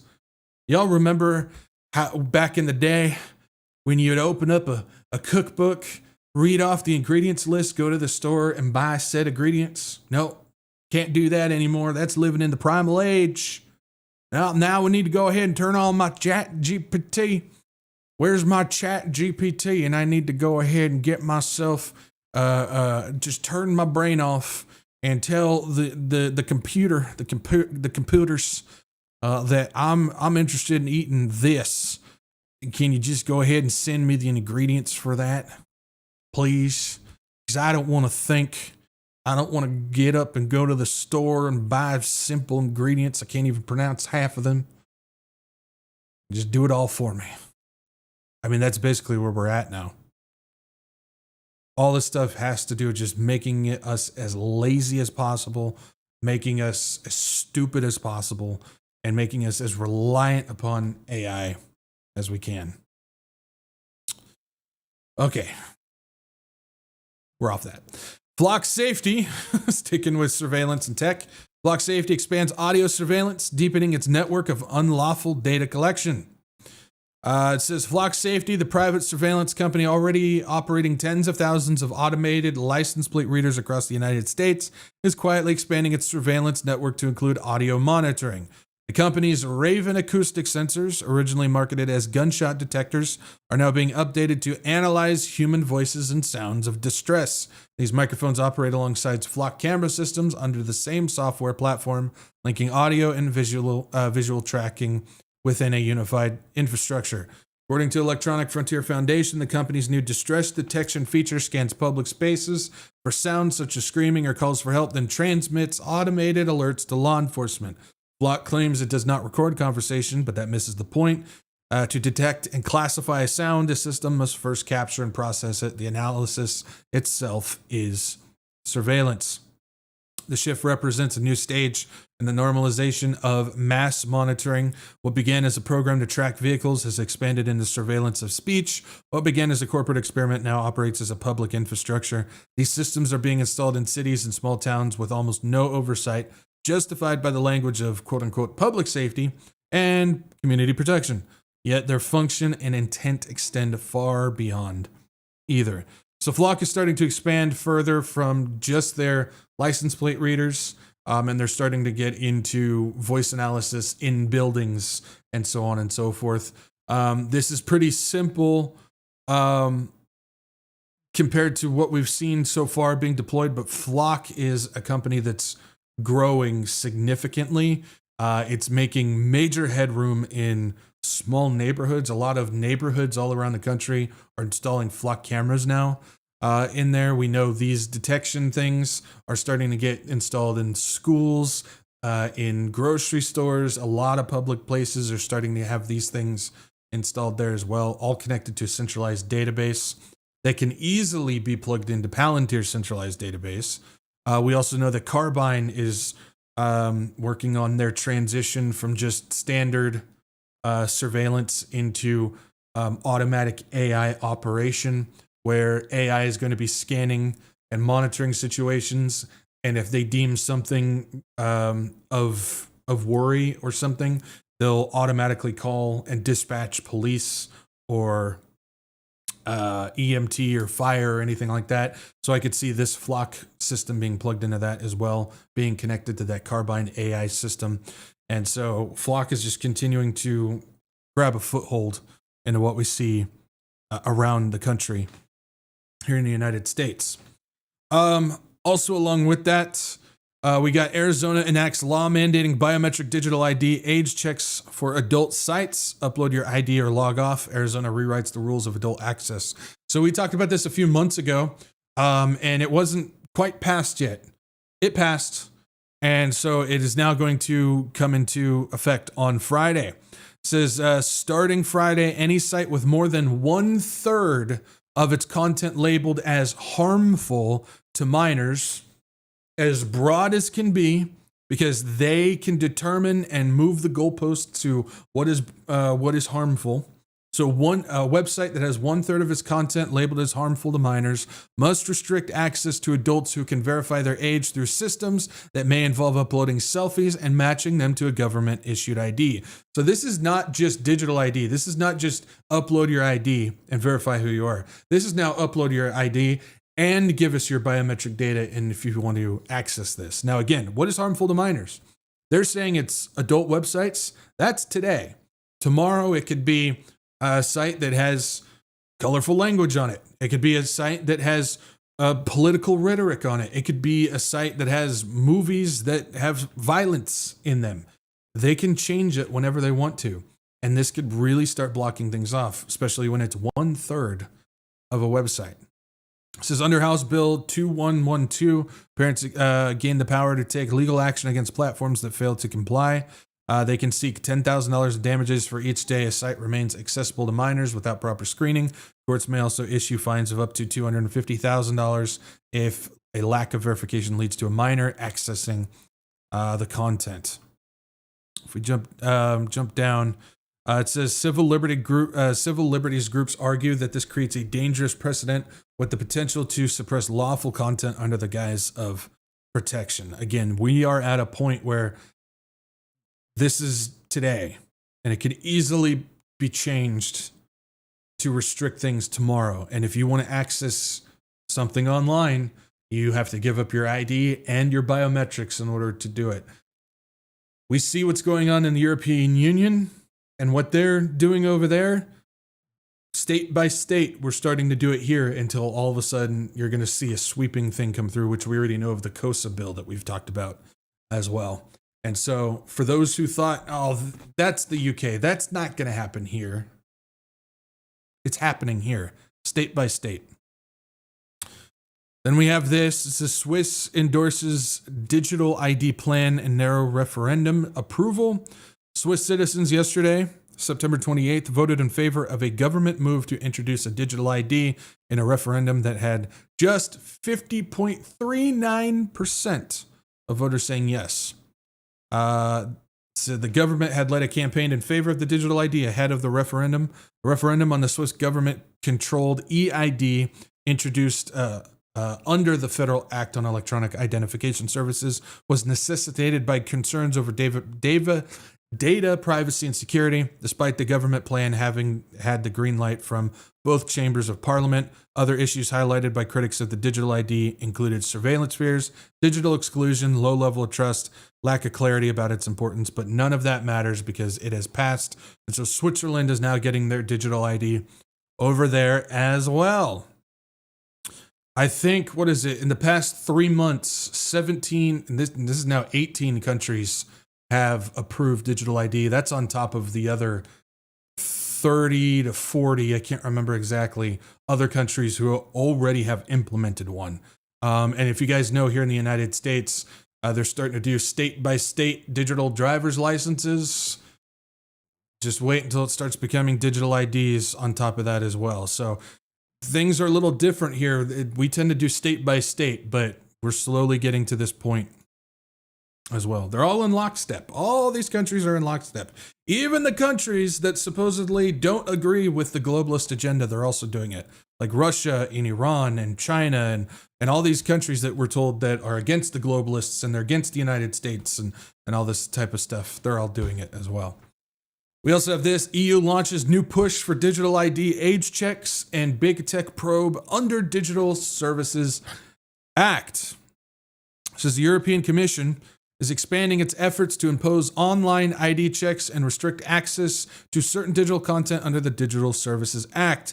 This latest phase targets both the large tech companies and a broad range of smaller platforms across the EU. Snap, Google, Apple, and YouTube have received formal requests from the Commission, which is seeking details on how these platforms prevent minors from accessing content it deems harmful or illegal. So this is an expansion upon the Digital Services Act already imposed by the European Commission. Now, what's interesting is this. It says, alongside these requests, the Commission has released a second version of its EU-wide age verification framework. The system introduces an app that users must install on their devices. Through this app, individuals complete a one-time identity check using official documents. Once verified, they receive what the Commission describes as an anonymous proof of age. You're uploading personal official documents. It's not anonymous, which can then be shown to online platforms when accessing restricted services. This is a digital ID online website passport. It's an online passport. That's what this is. You must install this thing on your phone with a copy of your official documents proving your identity and your age in order to access online. For those who thought that this would never happen, we always talk about travel passport, your vaccine passport, this passport, that passport.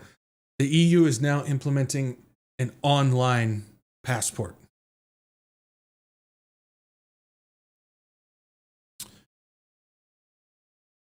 In addition to monitoring major tech firms, the Commission is stepping up enforcement against smaller services. A working group under the European Board for Digital Services is collaborating with national authorities to identify which platforms may be exposing children to greater risks. So on top of that, now they're putting together a national authority system to go after any company that that's basically not following along with the rules that they want to do. So conform to our dystopian Big Brother system or be shut down. That's basically what they're saying on this. So the EU is getting even worse over there. Just the last couple things. The DHS has been quietly harvesting DNA from Americans for years. The DNA of nearly 2,000 U.S. citizens has been entered into an FBI crime database. It says for years, Customs and Border Protection agents have been quietly harvesting DNA from American citizens, including minors, and funneling the samples into an FBI crime database. Government data shows the expansion of genetic surveillance was never authorized by Congress for citizens, children, or civil detainees. So the Customs and Border Protection is just taking the DNA from everybody, including American citizens and minors, and collecting it and placing it into an FBI database without congressional approval or even congressional oversight. You know how many laws this thing breaks? Oh my word. We don't have time to count down all the laws that this breaks. Not like they care about law as it is. They wipe their hindquarters with the Constitution as it is. It says the Department of Homeland Security, which oversees the CBP, collected the DNA of nearly 2,000 U.S. citizens between 2020 and 2024, and had it sent to CODIS, the FBI's nationwide system for policing investigations. How many people are they harvesting DNA from right now? With all of the ICE stuff that's happening? I wonder how big this is expanded, because this is just talking about up until 2024. I can only imagine. As the findings appear to point to a program running outside the bounds of statute or oversight, experts say, with CBP officers exercising broad discretion to capture genetic material from Americans and have it funneled into a law enforcement database designed in part for convicted offenders. So this isn't just a standard database. This is a specific FBI database for convicted felons. But regular Americans are now being injected into this system, which means they are now being flagged as being convicted felons, even if they haven't done anything in their past.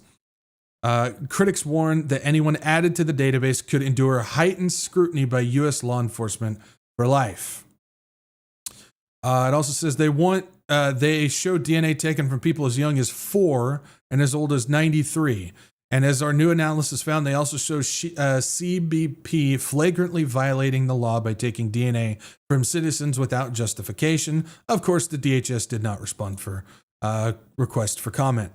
It says, but under both recent policy changes and the Trump administration's immigration agenda, the system has become a catch-all repository for genetic material collected far outside the criminal justice system.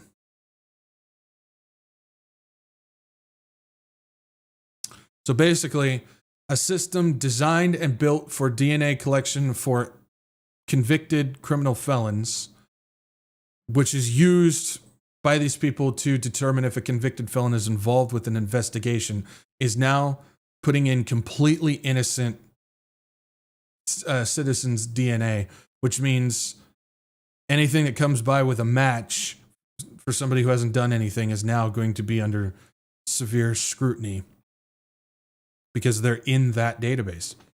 Says foremost was an April 2020 Justice Department rule that revoked a long-standing waiver allowing DHS to skip DNA collection from immigration detainees, effectively greenlighting mass sampling. Later that summer, the FBI signed off on rules that let police booking stations run arrestee cheek swabs through rapid DNA machines, automated devices that can spit out CODIS-ready profiles in under 2 hours. It's a whole system. Department of Homeland Security has been piloting a secret DNA collection program of American citizens since 2020. Now the training wheels have come off, says Anthony Enriquez, Vice President of Advocacy at Robert F. Kennedy Human Rights. In 2025, Congress handed DHS $178 billion with a B billion dollar check, making it the nation's costliest law enforcement agency, even as the president gutted its civil rights watchdogs and the Supreme Court repeatedly signed off on unconstitutional tactics. Warning, where it says, saying that the program was never intended to collect and permanently retain DNA of all non-citizens, warning that the children are likely to be treated by law enforcement as suspects for every investigation of every future crime. Indefinitely, and taken together, these revelations may suggest a quiet repurposing of CODIS. A system long described as a forensic breakthrough is being remade into a surveillance archive, sweeping up immigrants, travelers, and U.S. citizens alike, with few checks on the agents deciding whose DNA ends up in the federal government's most intimate database. Something tells me that this system is also being taken into account with the whole ICE DHS system that is being currently deployed right now as well. Collection of DNA is not anything new. Of course, they snag your DNA when you're born. They snag your DNA constantly throughout your life. We saw what happened in 2020 with all the stuff that they were doing with nose and mouth swabs and everything with the COOF stuff. And this is, I believe, another situation where through the quote-unquote protecting the country, national security and stuff, they're also starting to do this as well. That's why I think we're seeing all these American citizens getting swept up and stuff too, because they want all that DNA in their database to go along with everything else as well. So it just keeps going. It just keeps on going. And last but not least, finishing this off, it's always good to be aware of this stuff when it comes from the WEF, the forums that they do and everything. They're still there. A lot of people forget that the WEF is still operating. And going on right now, it began today, Tuesday, from the 14th to the 16th. It's the annual meetings of the Global Future Councils and Cybersecurity. You guys remember Cyber Polygon several years ago? The fourth industrial the center of the fourth industrial revolution that has to do with all the cybersecurity and digital infrastructure and everything like that. The same thing that the WEF and Russia partnered up with, and then they did Cyber Polygon and stuff. Well, it's still here. It just changed names. It's their cybersecurity meeting. It's happening in Dubai and the UAE. This is amid major geoeconomic and political shifts compounded by rapid technological advancements. The need for agile, collaborative, and cross-disciplinary thinking has never been more urgent. While rapid technological advancements driven by the intelligent age hold the potential to unlock powerful gains in productivity, innovation, and new value creation, they also expose critical vulnerabilities and amplify global interdependencies. To address these interconnected challenges and advance cybersecurity and resilience across all sectors, the World Economic Forum will convene more than 500 experts from business, government, civil society, academia, and media, alongside 150 of the world's foremost cybersecurity leaders, for a special joint session of the annual meeting of the Global Future Councils and the annual meeting on cybersecurity. And so, yeah, they're going through all these different things: new cyber order, cooperation and turbulence, economies amid geostrategic shifts, Bedizone inside the cyber criminal mind. What is the cost of underinvesting in health? AI's scaling dilemma, avoiding the two-speed energy transition, riding out the cyber storms, what will drive future growth and what will not, and what space can teach us. That's happening tomorrow. And then on the 16th, which is interesting, top 10 emerging technologies for the planet, taming trade, liberating food, which is interesting, regulation, friend or foe. But then there's this one, which is pretty interesting, neurotechnology striking the right balance, which if you look at who's speaking, Nita Farahani, and anybody who's been around my channel knows that I've talked about her a bunch. And I also talk about her in the free book that I have on my website, the Eden to End book as well. So if you want to know more about her and how she plays a part into the mystery religion and technology and everything, I talk about her on the book as well. But she's one of the main people when it comes to utilizing technology to read brainwaves, plugging into people's brains, being able to use technology and have it on. She's talked about things like on your head, like a headband that you wear, where whatever you're seeing, the computer will pick it up too. And so it'll see faces, it'll see shapes, it'll see numbers, everything that you're looking at, it'll pick it up as well. She's also talked about how technology now, when it comes to neurotechnology and AI, it can be used to even implant memories and make people believe that it's a real memory.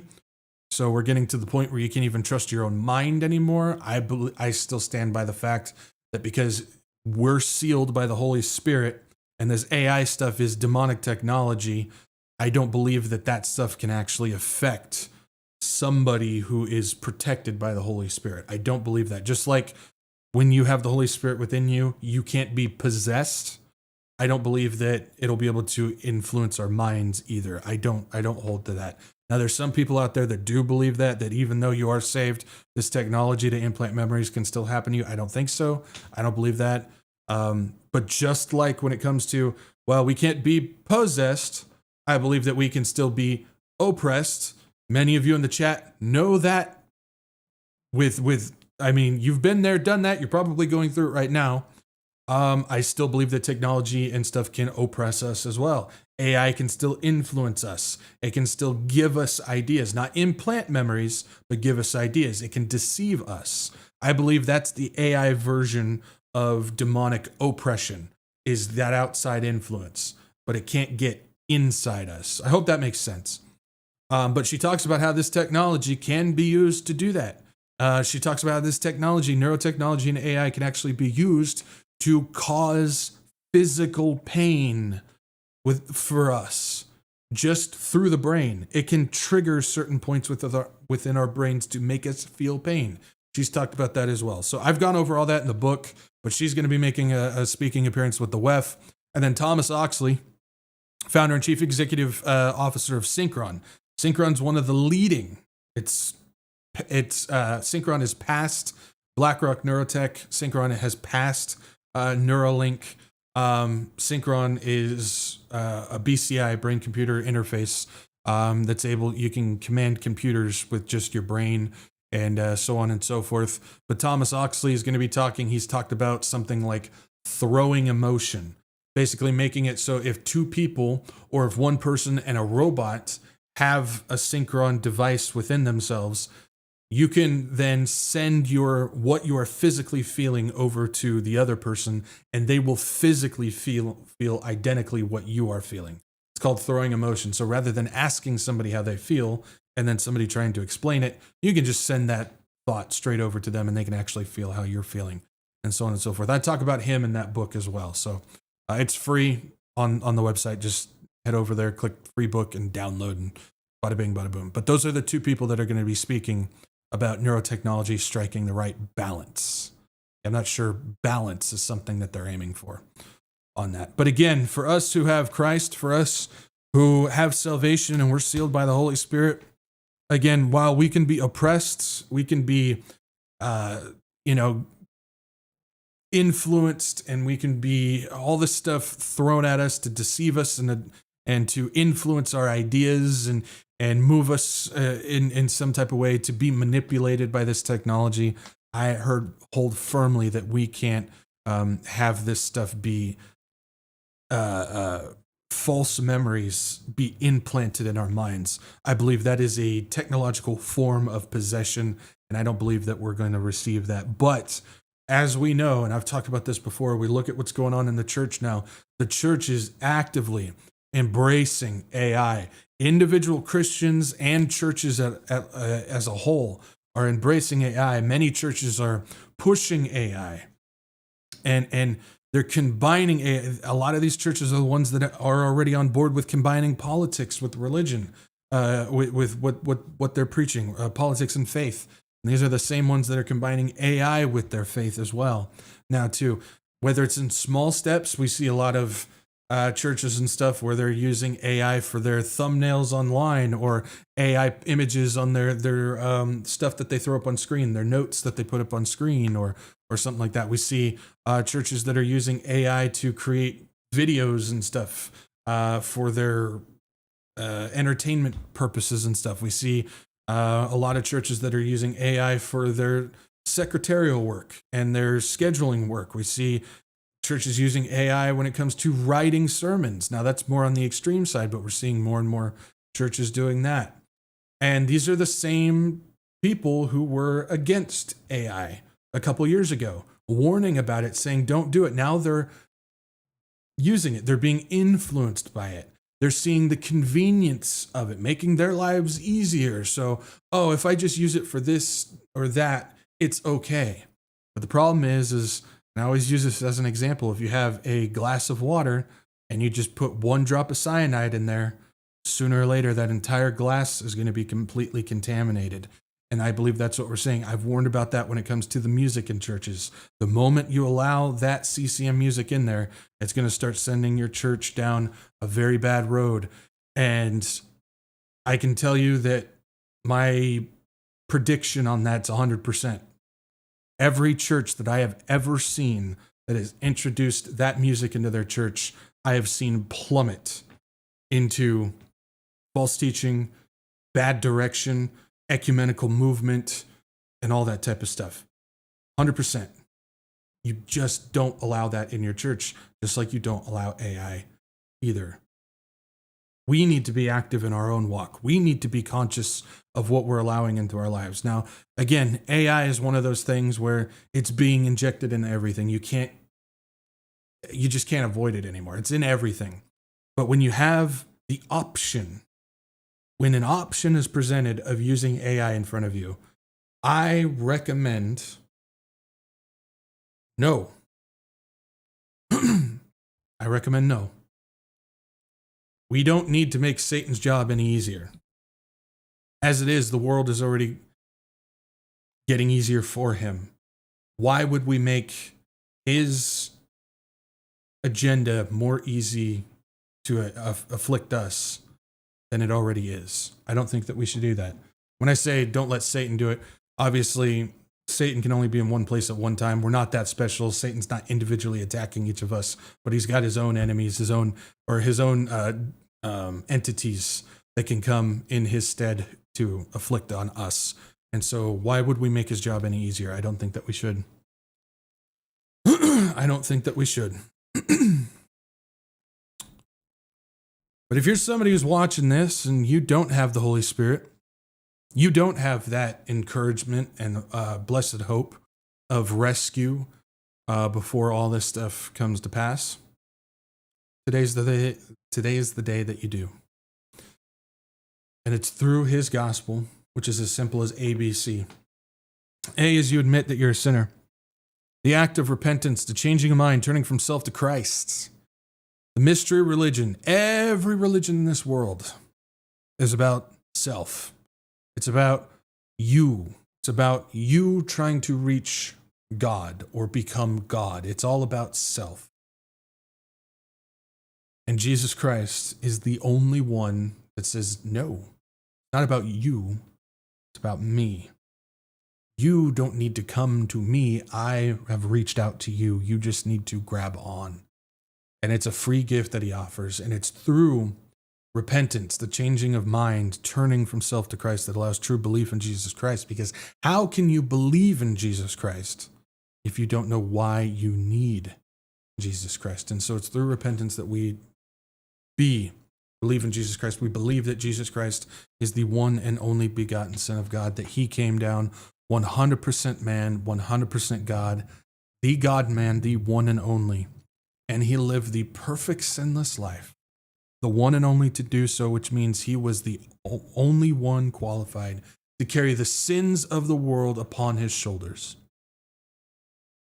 My sins upon his shoulders to the cross, where he was crucified and he died. But because there is power in the blood of Jesus Christ, because there's power in the blood of Jesus Christ, he defeated death and rose again on the third day. For all who believe in him shall not perish, but live forever in his presence and in his glory. The glory is his. The glory is his. He did the work. He did it all. And there's nothing that we can add, nothing that we can transact, there's nothing that we can change, there's nothing that we can do to earn it. We will fail every time. But because he completed that finished work upon the cross, and we place our belief in him and in that completed work, we receive salvation. And the glory is his. And C, as you call upon the Lord, when we receive salvation, we are sealed by the Holy Spirit, and we receive a wonderful supernatural gift, a prayer that allows us to have a direct access to the throne room of God. It allows us 24/7. It doesn't matter when. There's no vacations. There's no holidays, nothing. Anytime we can communicate with God through prayer. And we say, Lord Jesus, I am a sinner and I have sinned and I need you alone to save me. Lord Jesus, I believe that you are the one and only begotten Son of God, and that you came down, lived the perfect sinless life, that you died upon the cross and rose again on the third day. Lord Jesus, please be with me as I walk through these days, these last days that we are currently in. Lord, give us the strength to make it through these times. Give us the ability to see through the deception and the tricks and the deceit that is currently just increasing by the hour. Lord, give us the strength to be bold in the face of those who want to come against us, both of the world and even those of the body of Christ. Lord, help us to hold true to you alone, to your word alone, and to your truth alone, Lord Jesus. We all ask, Lord Jesus, please come soon. Maranatha. In your holy name we pray. Amen. Amen.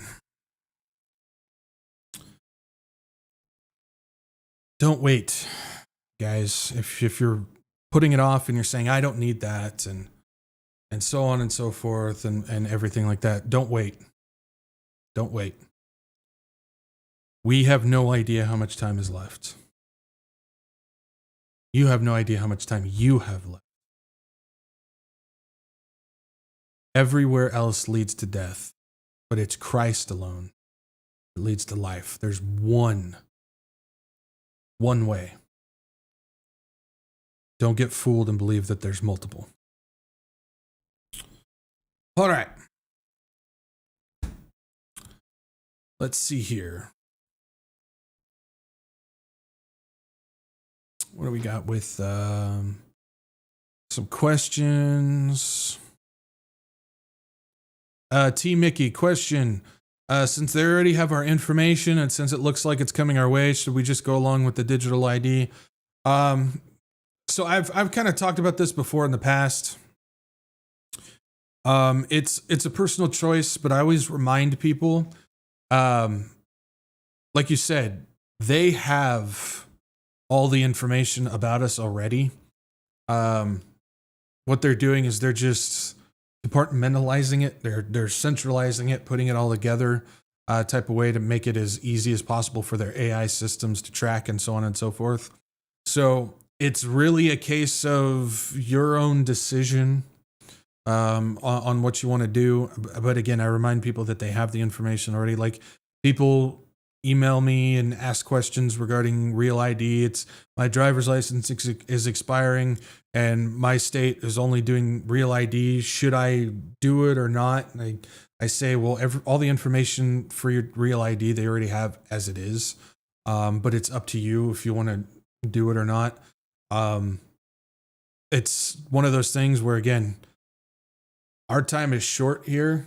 We know this has nothing to do while we're here with the mark of the beast. Like a lot of people like to put it out there. So it's not like you're taking the mark of the beast or anything. So it's really up to you on that. My personal stance on it is I believe that I've been given a responsibility to do what I'm doing here. And if they put a restriction on, well, you, in order to be online, you have to have a digital ID, I'll do it, because it's like all the information that they have, all the information that they want, they already have. And like I said, it's not the mark of the beast. And it's something that I believe that the Lord is wanting me to do right now. And so, but it's a personal choice. So just be aware that you're not taking the mark. Just be aware that the information that they're taking is already what they have. This is just expanding upon their system that they're building, and it's a choice that you have to make.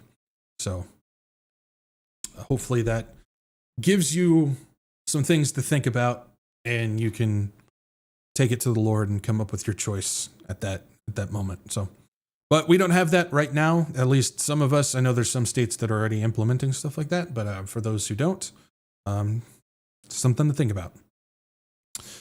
Dino Spumoni, why did America give up majority of manufacturing to China? Money. It's cheaper for them to move production out of country. And so they moved it to one of the cheapest slave labor countries that they could to save on money. And then they charge double and triple what they could here to make massive profit. So it's greediness. It's money. That's why.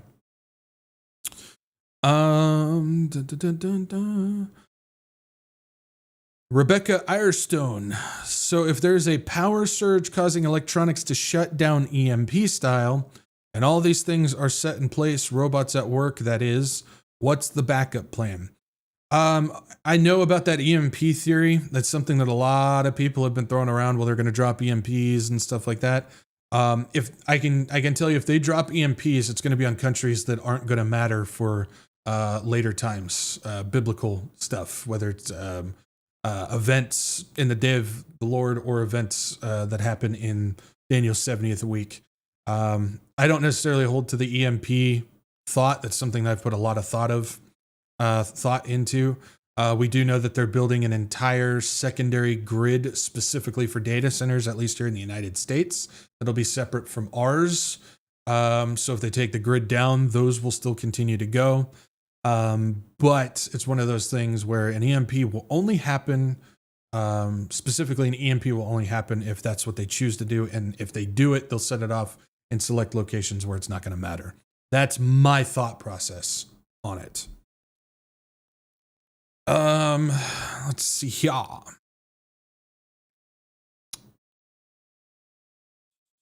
Lori asks, question, did you hear about Walmart removing all their price tags off of their products and replacing the tags with numbers? I have not heard anything about that, Lori. So I would need to look into that before I say anything, but I haven't heard anything about that.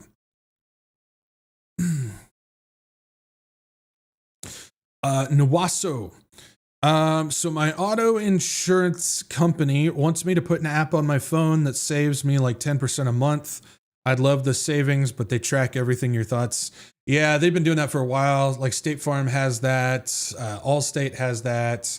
Progressive has that. Some of them are an app on the phone. Some of them are a thing that you just plug into your car and stuff like that. And they offer, like 10%, 15% off your monthly car insurance and stuff like that. They offered that to me because I have State Farm on mine. They offered that to me and I said, no, thank you. That is one of those voluntary tracking systems. Again, I already know they're tracking me, but it's one of those voluntary tracking systems. It's just not worth it to me. So my choice is no. That's a choice that you have to make. Again, if you drive around with your phone, they're already tracking you that way. This would just be another way of tracking you in your car. So it's a decision that you have to make. I didn't want to do it because, like, whatever. 10% a month on my car insurance is not enough for me to give them voluntary tracking. That's just for me personally. Let's see here. Last but not least, the peanut gallery. Why are eggs packaged in a flimsy paper carton, but batteries are secured in tough plastic?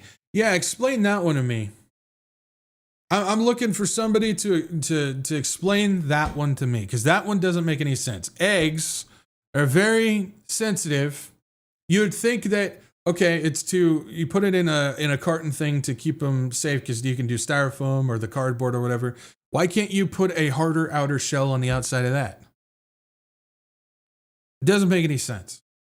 I'm with you on that one. It's the same thing that drives me up a wall. It's like, why do we drive on a parkway, but we park in a driveway? Like, this was clearly a practical joke with whoever came up with the names of these things and stuff like that. It's terrible. It's stupid. Things that don't make any sense. Anyway, that's all I got. I don't have an answer because it doesn't make any sense. All right, guys. That's all I got. Yeah, usual spiel. If you guys can, like, share, subscribe. Get this out to as many people as you can. It's not about views, not about butts and seats, but it is about getting the warning out to people, getting people to Jesus. So if you guys can do me a solid and like, share, subscribe, I'd certainly appreciate it. Helps reach people. Again, there's a lot of people out there that are looking for answers. There's people that are genuinely feeling uncomfortable about what is happening right now, and they're looking for something that can make sense of everything. And hopefully we can do that and share the gospel with them. So liking, sharing, and subscribing does help reach those people. Also, if you guys can follow me, Rumble and Telegram. Those are my backup channels. If I get booted off YouTube, we'll be back up live streaming over on Rumble. Make sure you guys go ahead and follow me there. And then Telegram, post updates, announcements, and other little things here and there that I can't necessarily put in video format. So make sure you guys follow me over there as well. If you don't like Rumble, you don't like Telegram, I understand. Just make sure you guys go ahead and bookmark the WretchedWatchmen.com website. That's your one-stop shop to stay up to date with everything going on in the Wretched Watchmen world of crazy stuff. I don't know. You'll find the latest podcasts and live streams and announcements and all that other stuff on there as well. So, and the free book, like I was talking about before. It's free. Just go there, click download. It's not only free, but it's instant. It's right there. So make sure you guys go ahead and bookmark the website. And last but not least, if you guys would like to donate to this channel, I got donation links down below. CashApp, Venmo, and Gibson Go. Your support, your donations, and prayers and everything is what makes this run. I thank the Lord for all of you guys and for those who support and donate and pray for this and everything like that. Again, this would not work without the Lord's blessing, and I believe that the Lord, part of his blessing for this is through you guys, and I thank you guys for your support. So thank you guys for that, and just thank you. That's all I can say. I wish I could do more, but just thank you. All right, that's it. That's all I got. According to the people who date set it back in September and said, no, it's October 7th, and now they're saying October 14th. We should be gone in an hour or two because that's all we got, because we know people can set dates and the Lord goes by the Western time zone and all that type of stuff. So we should be gone here. That's a joke, of course.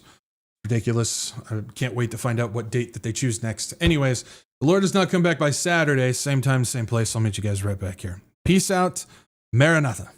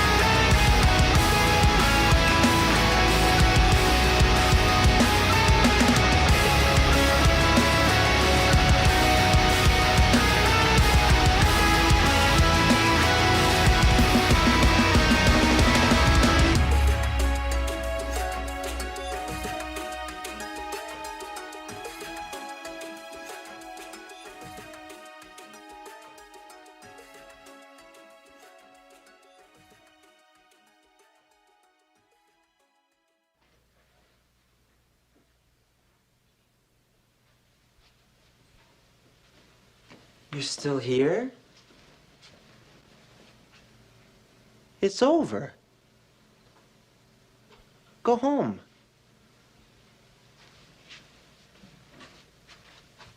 Go.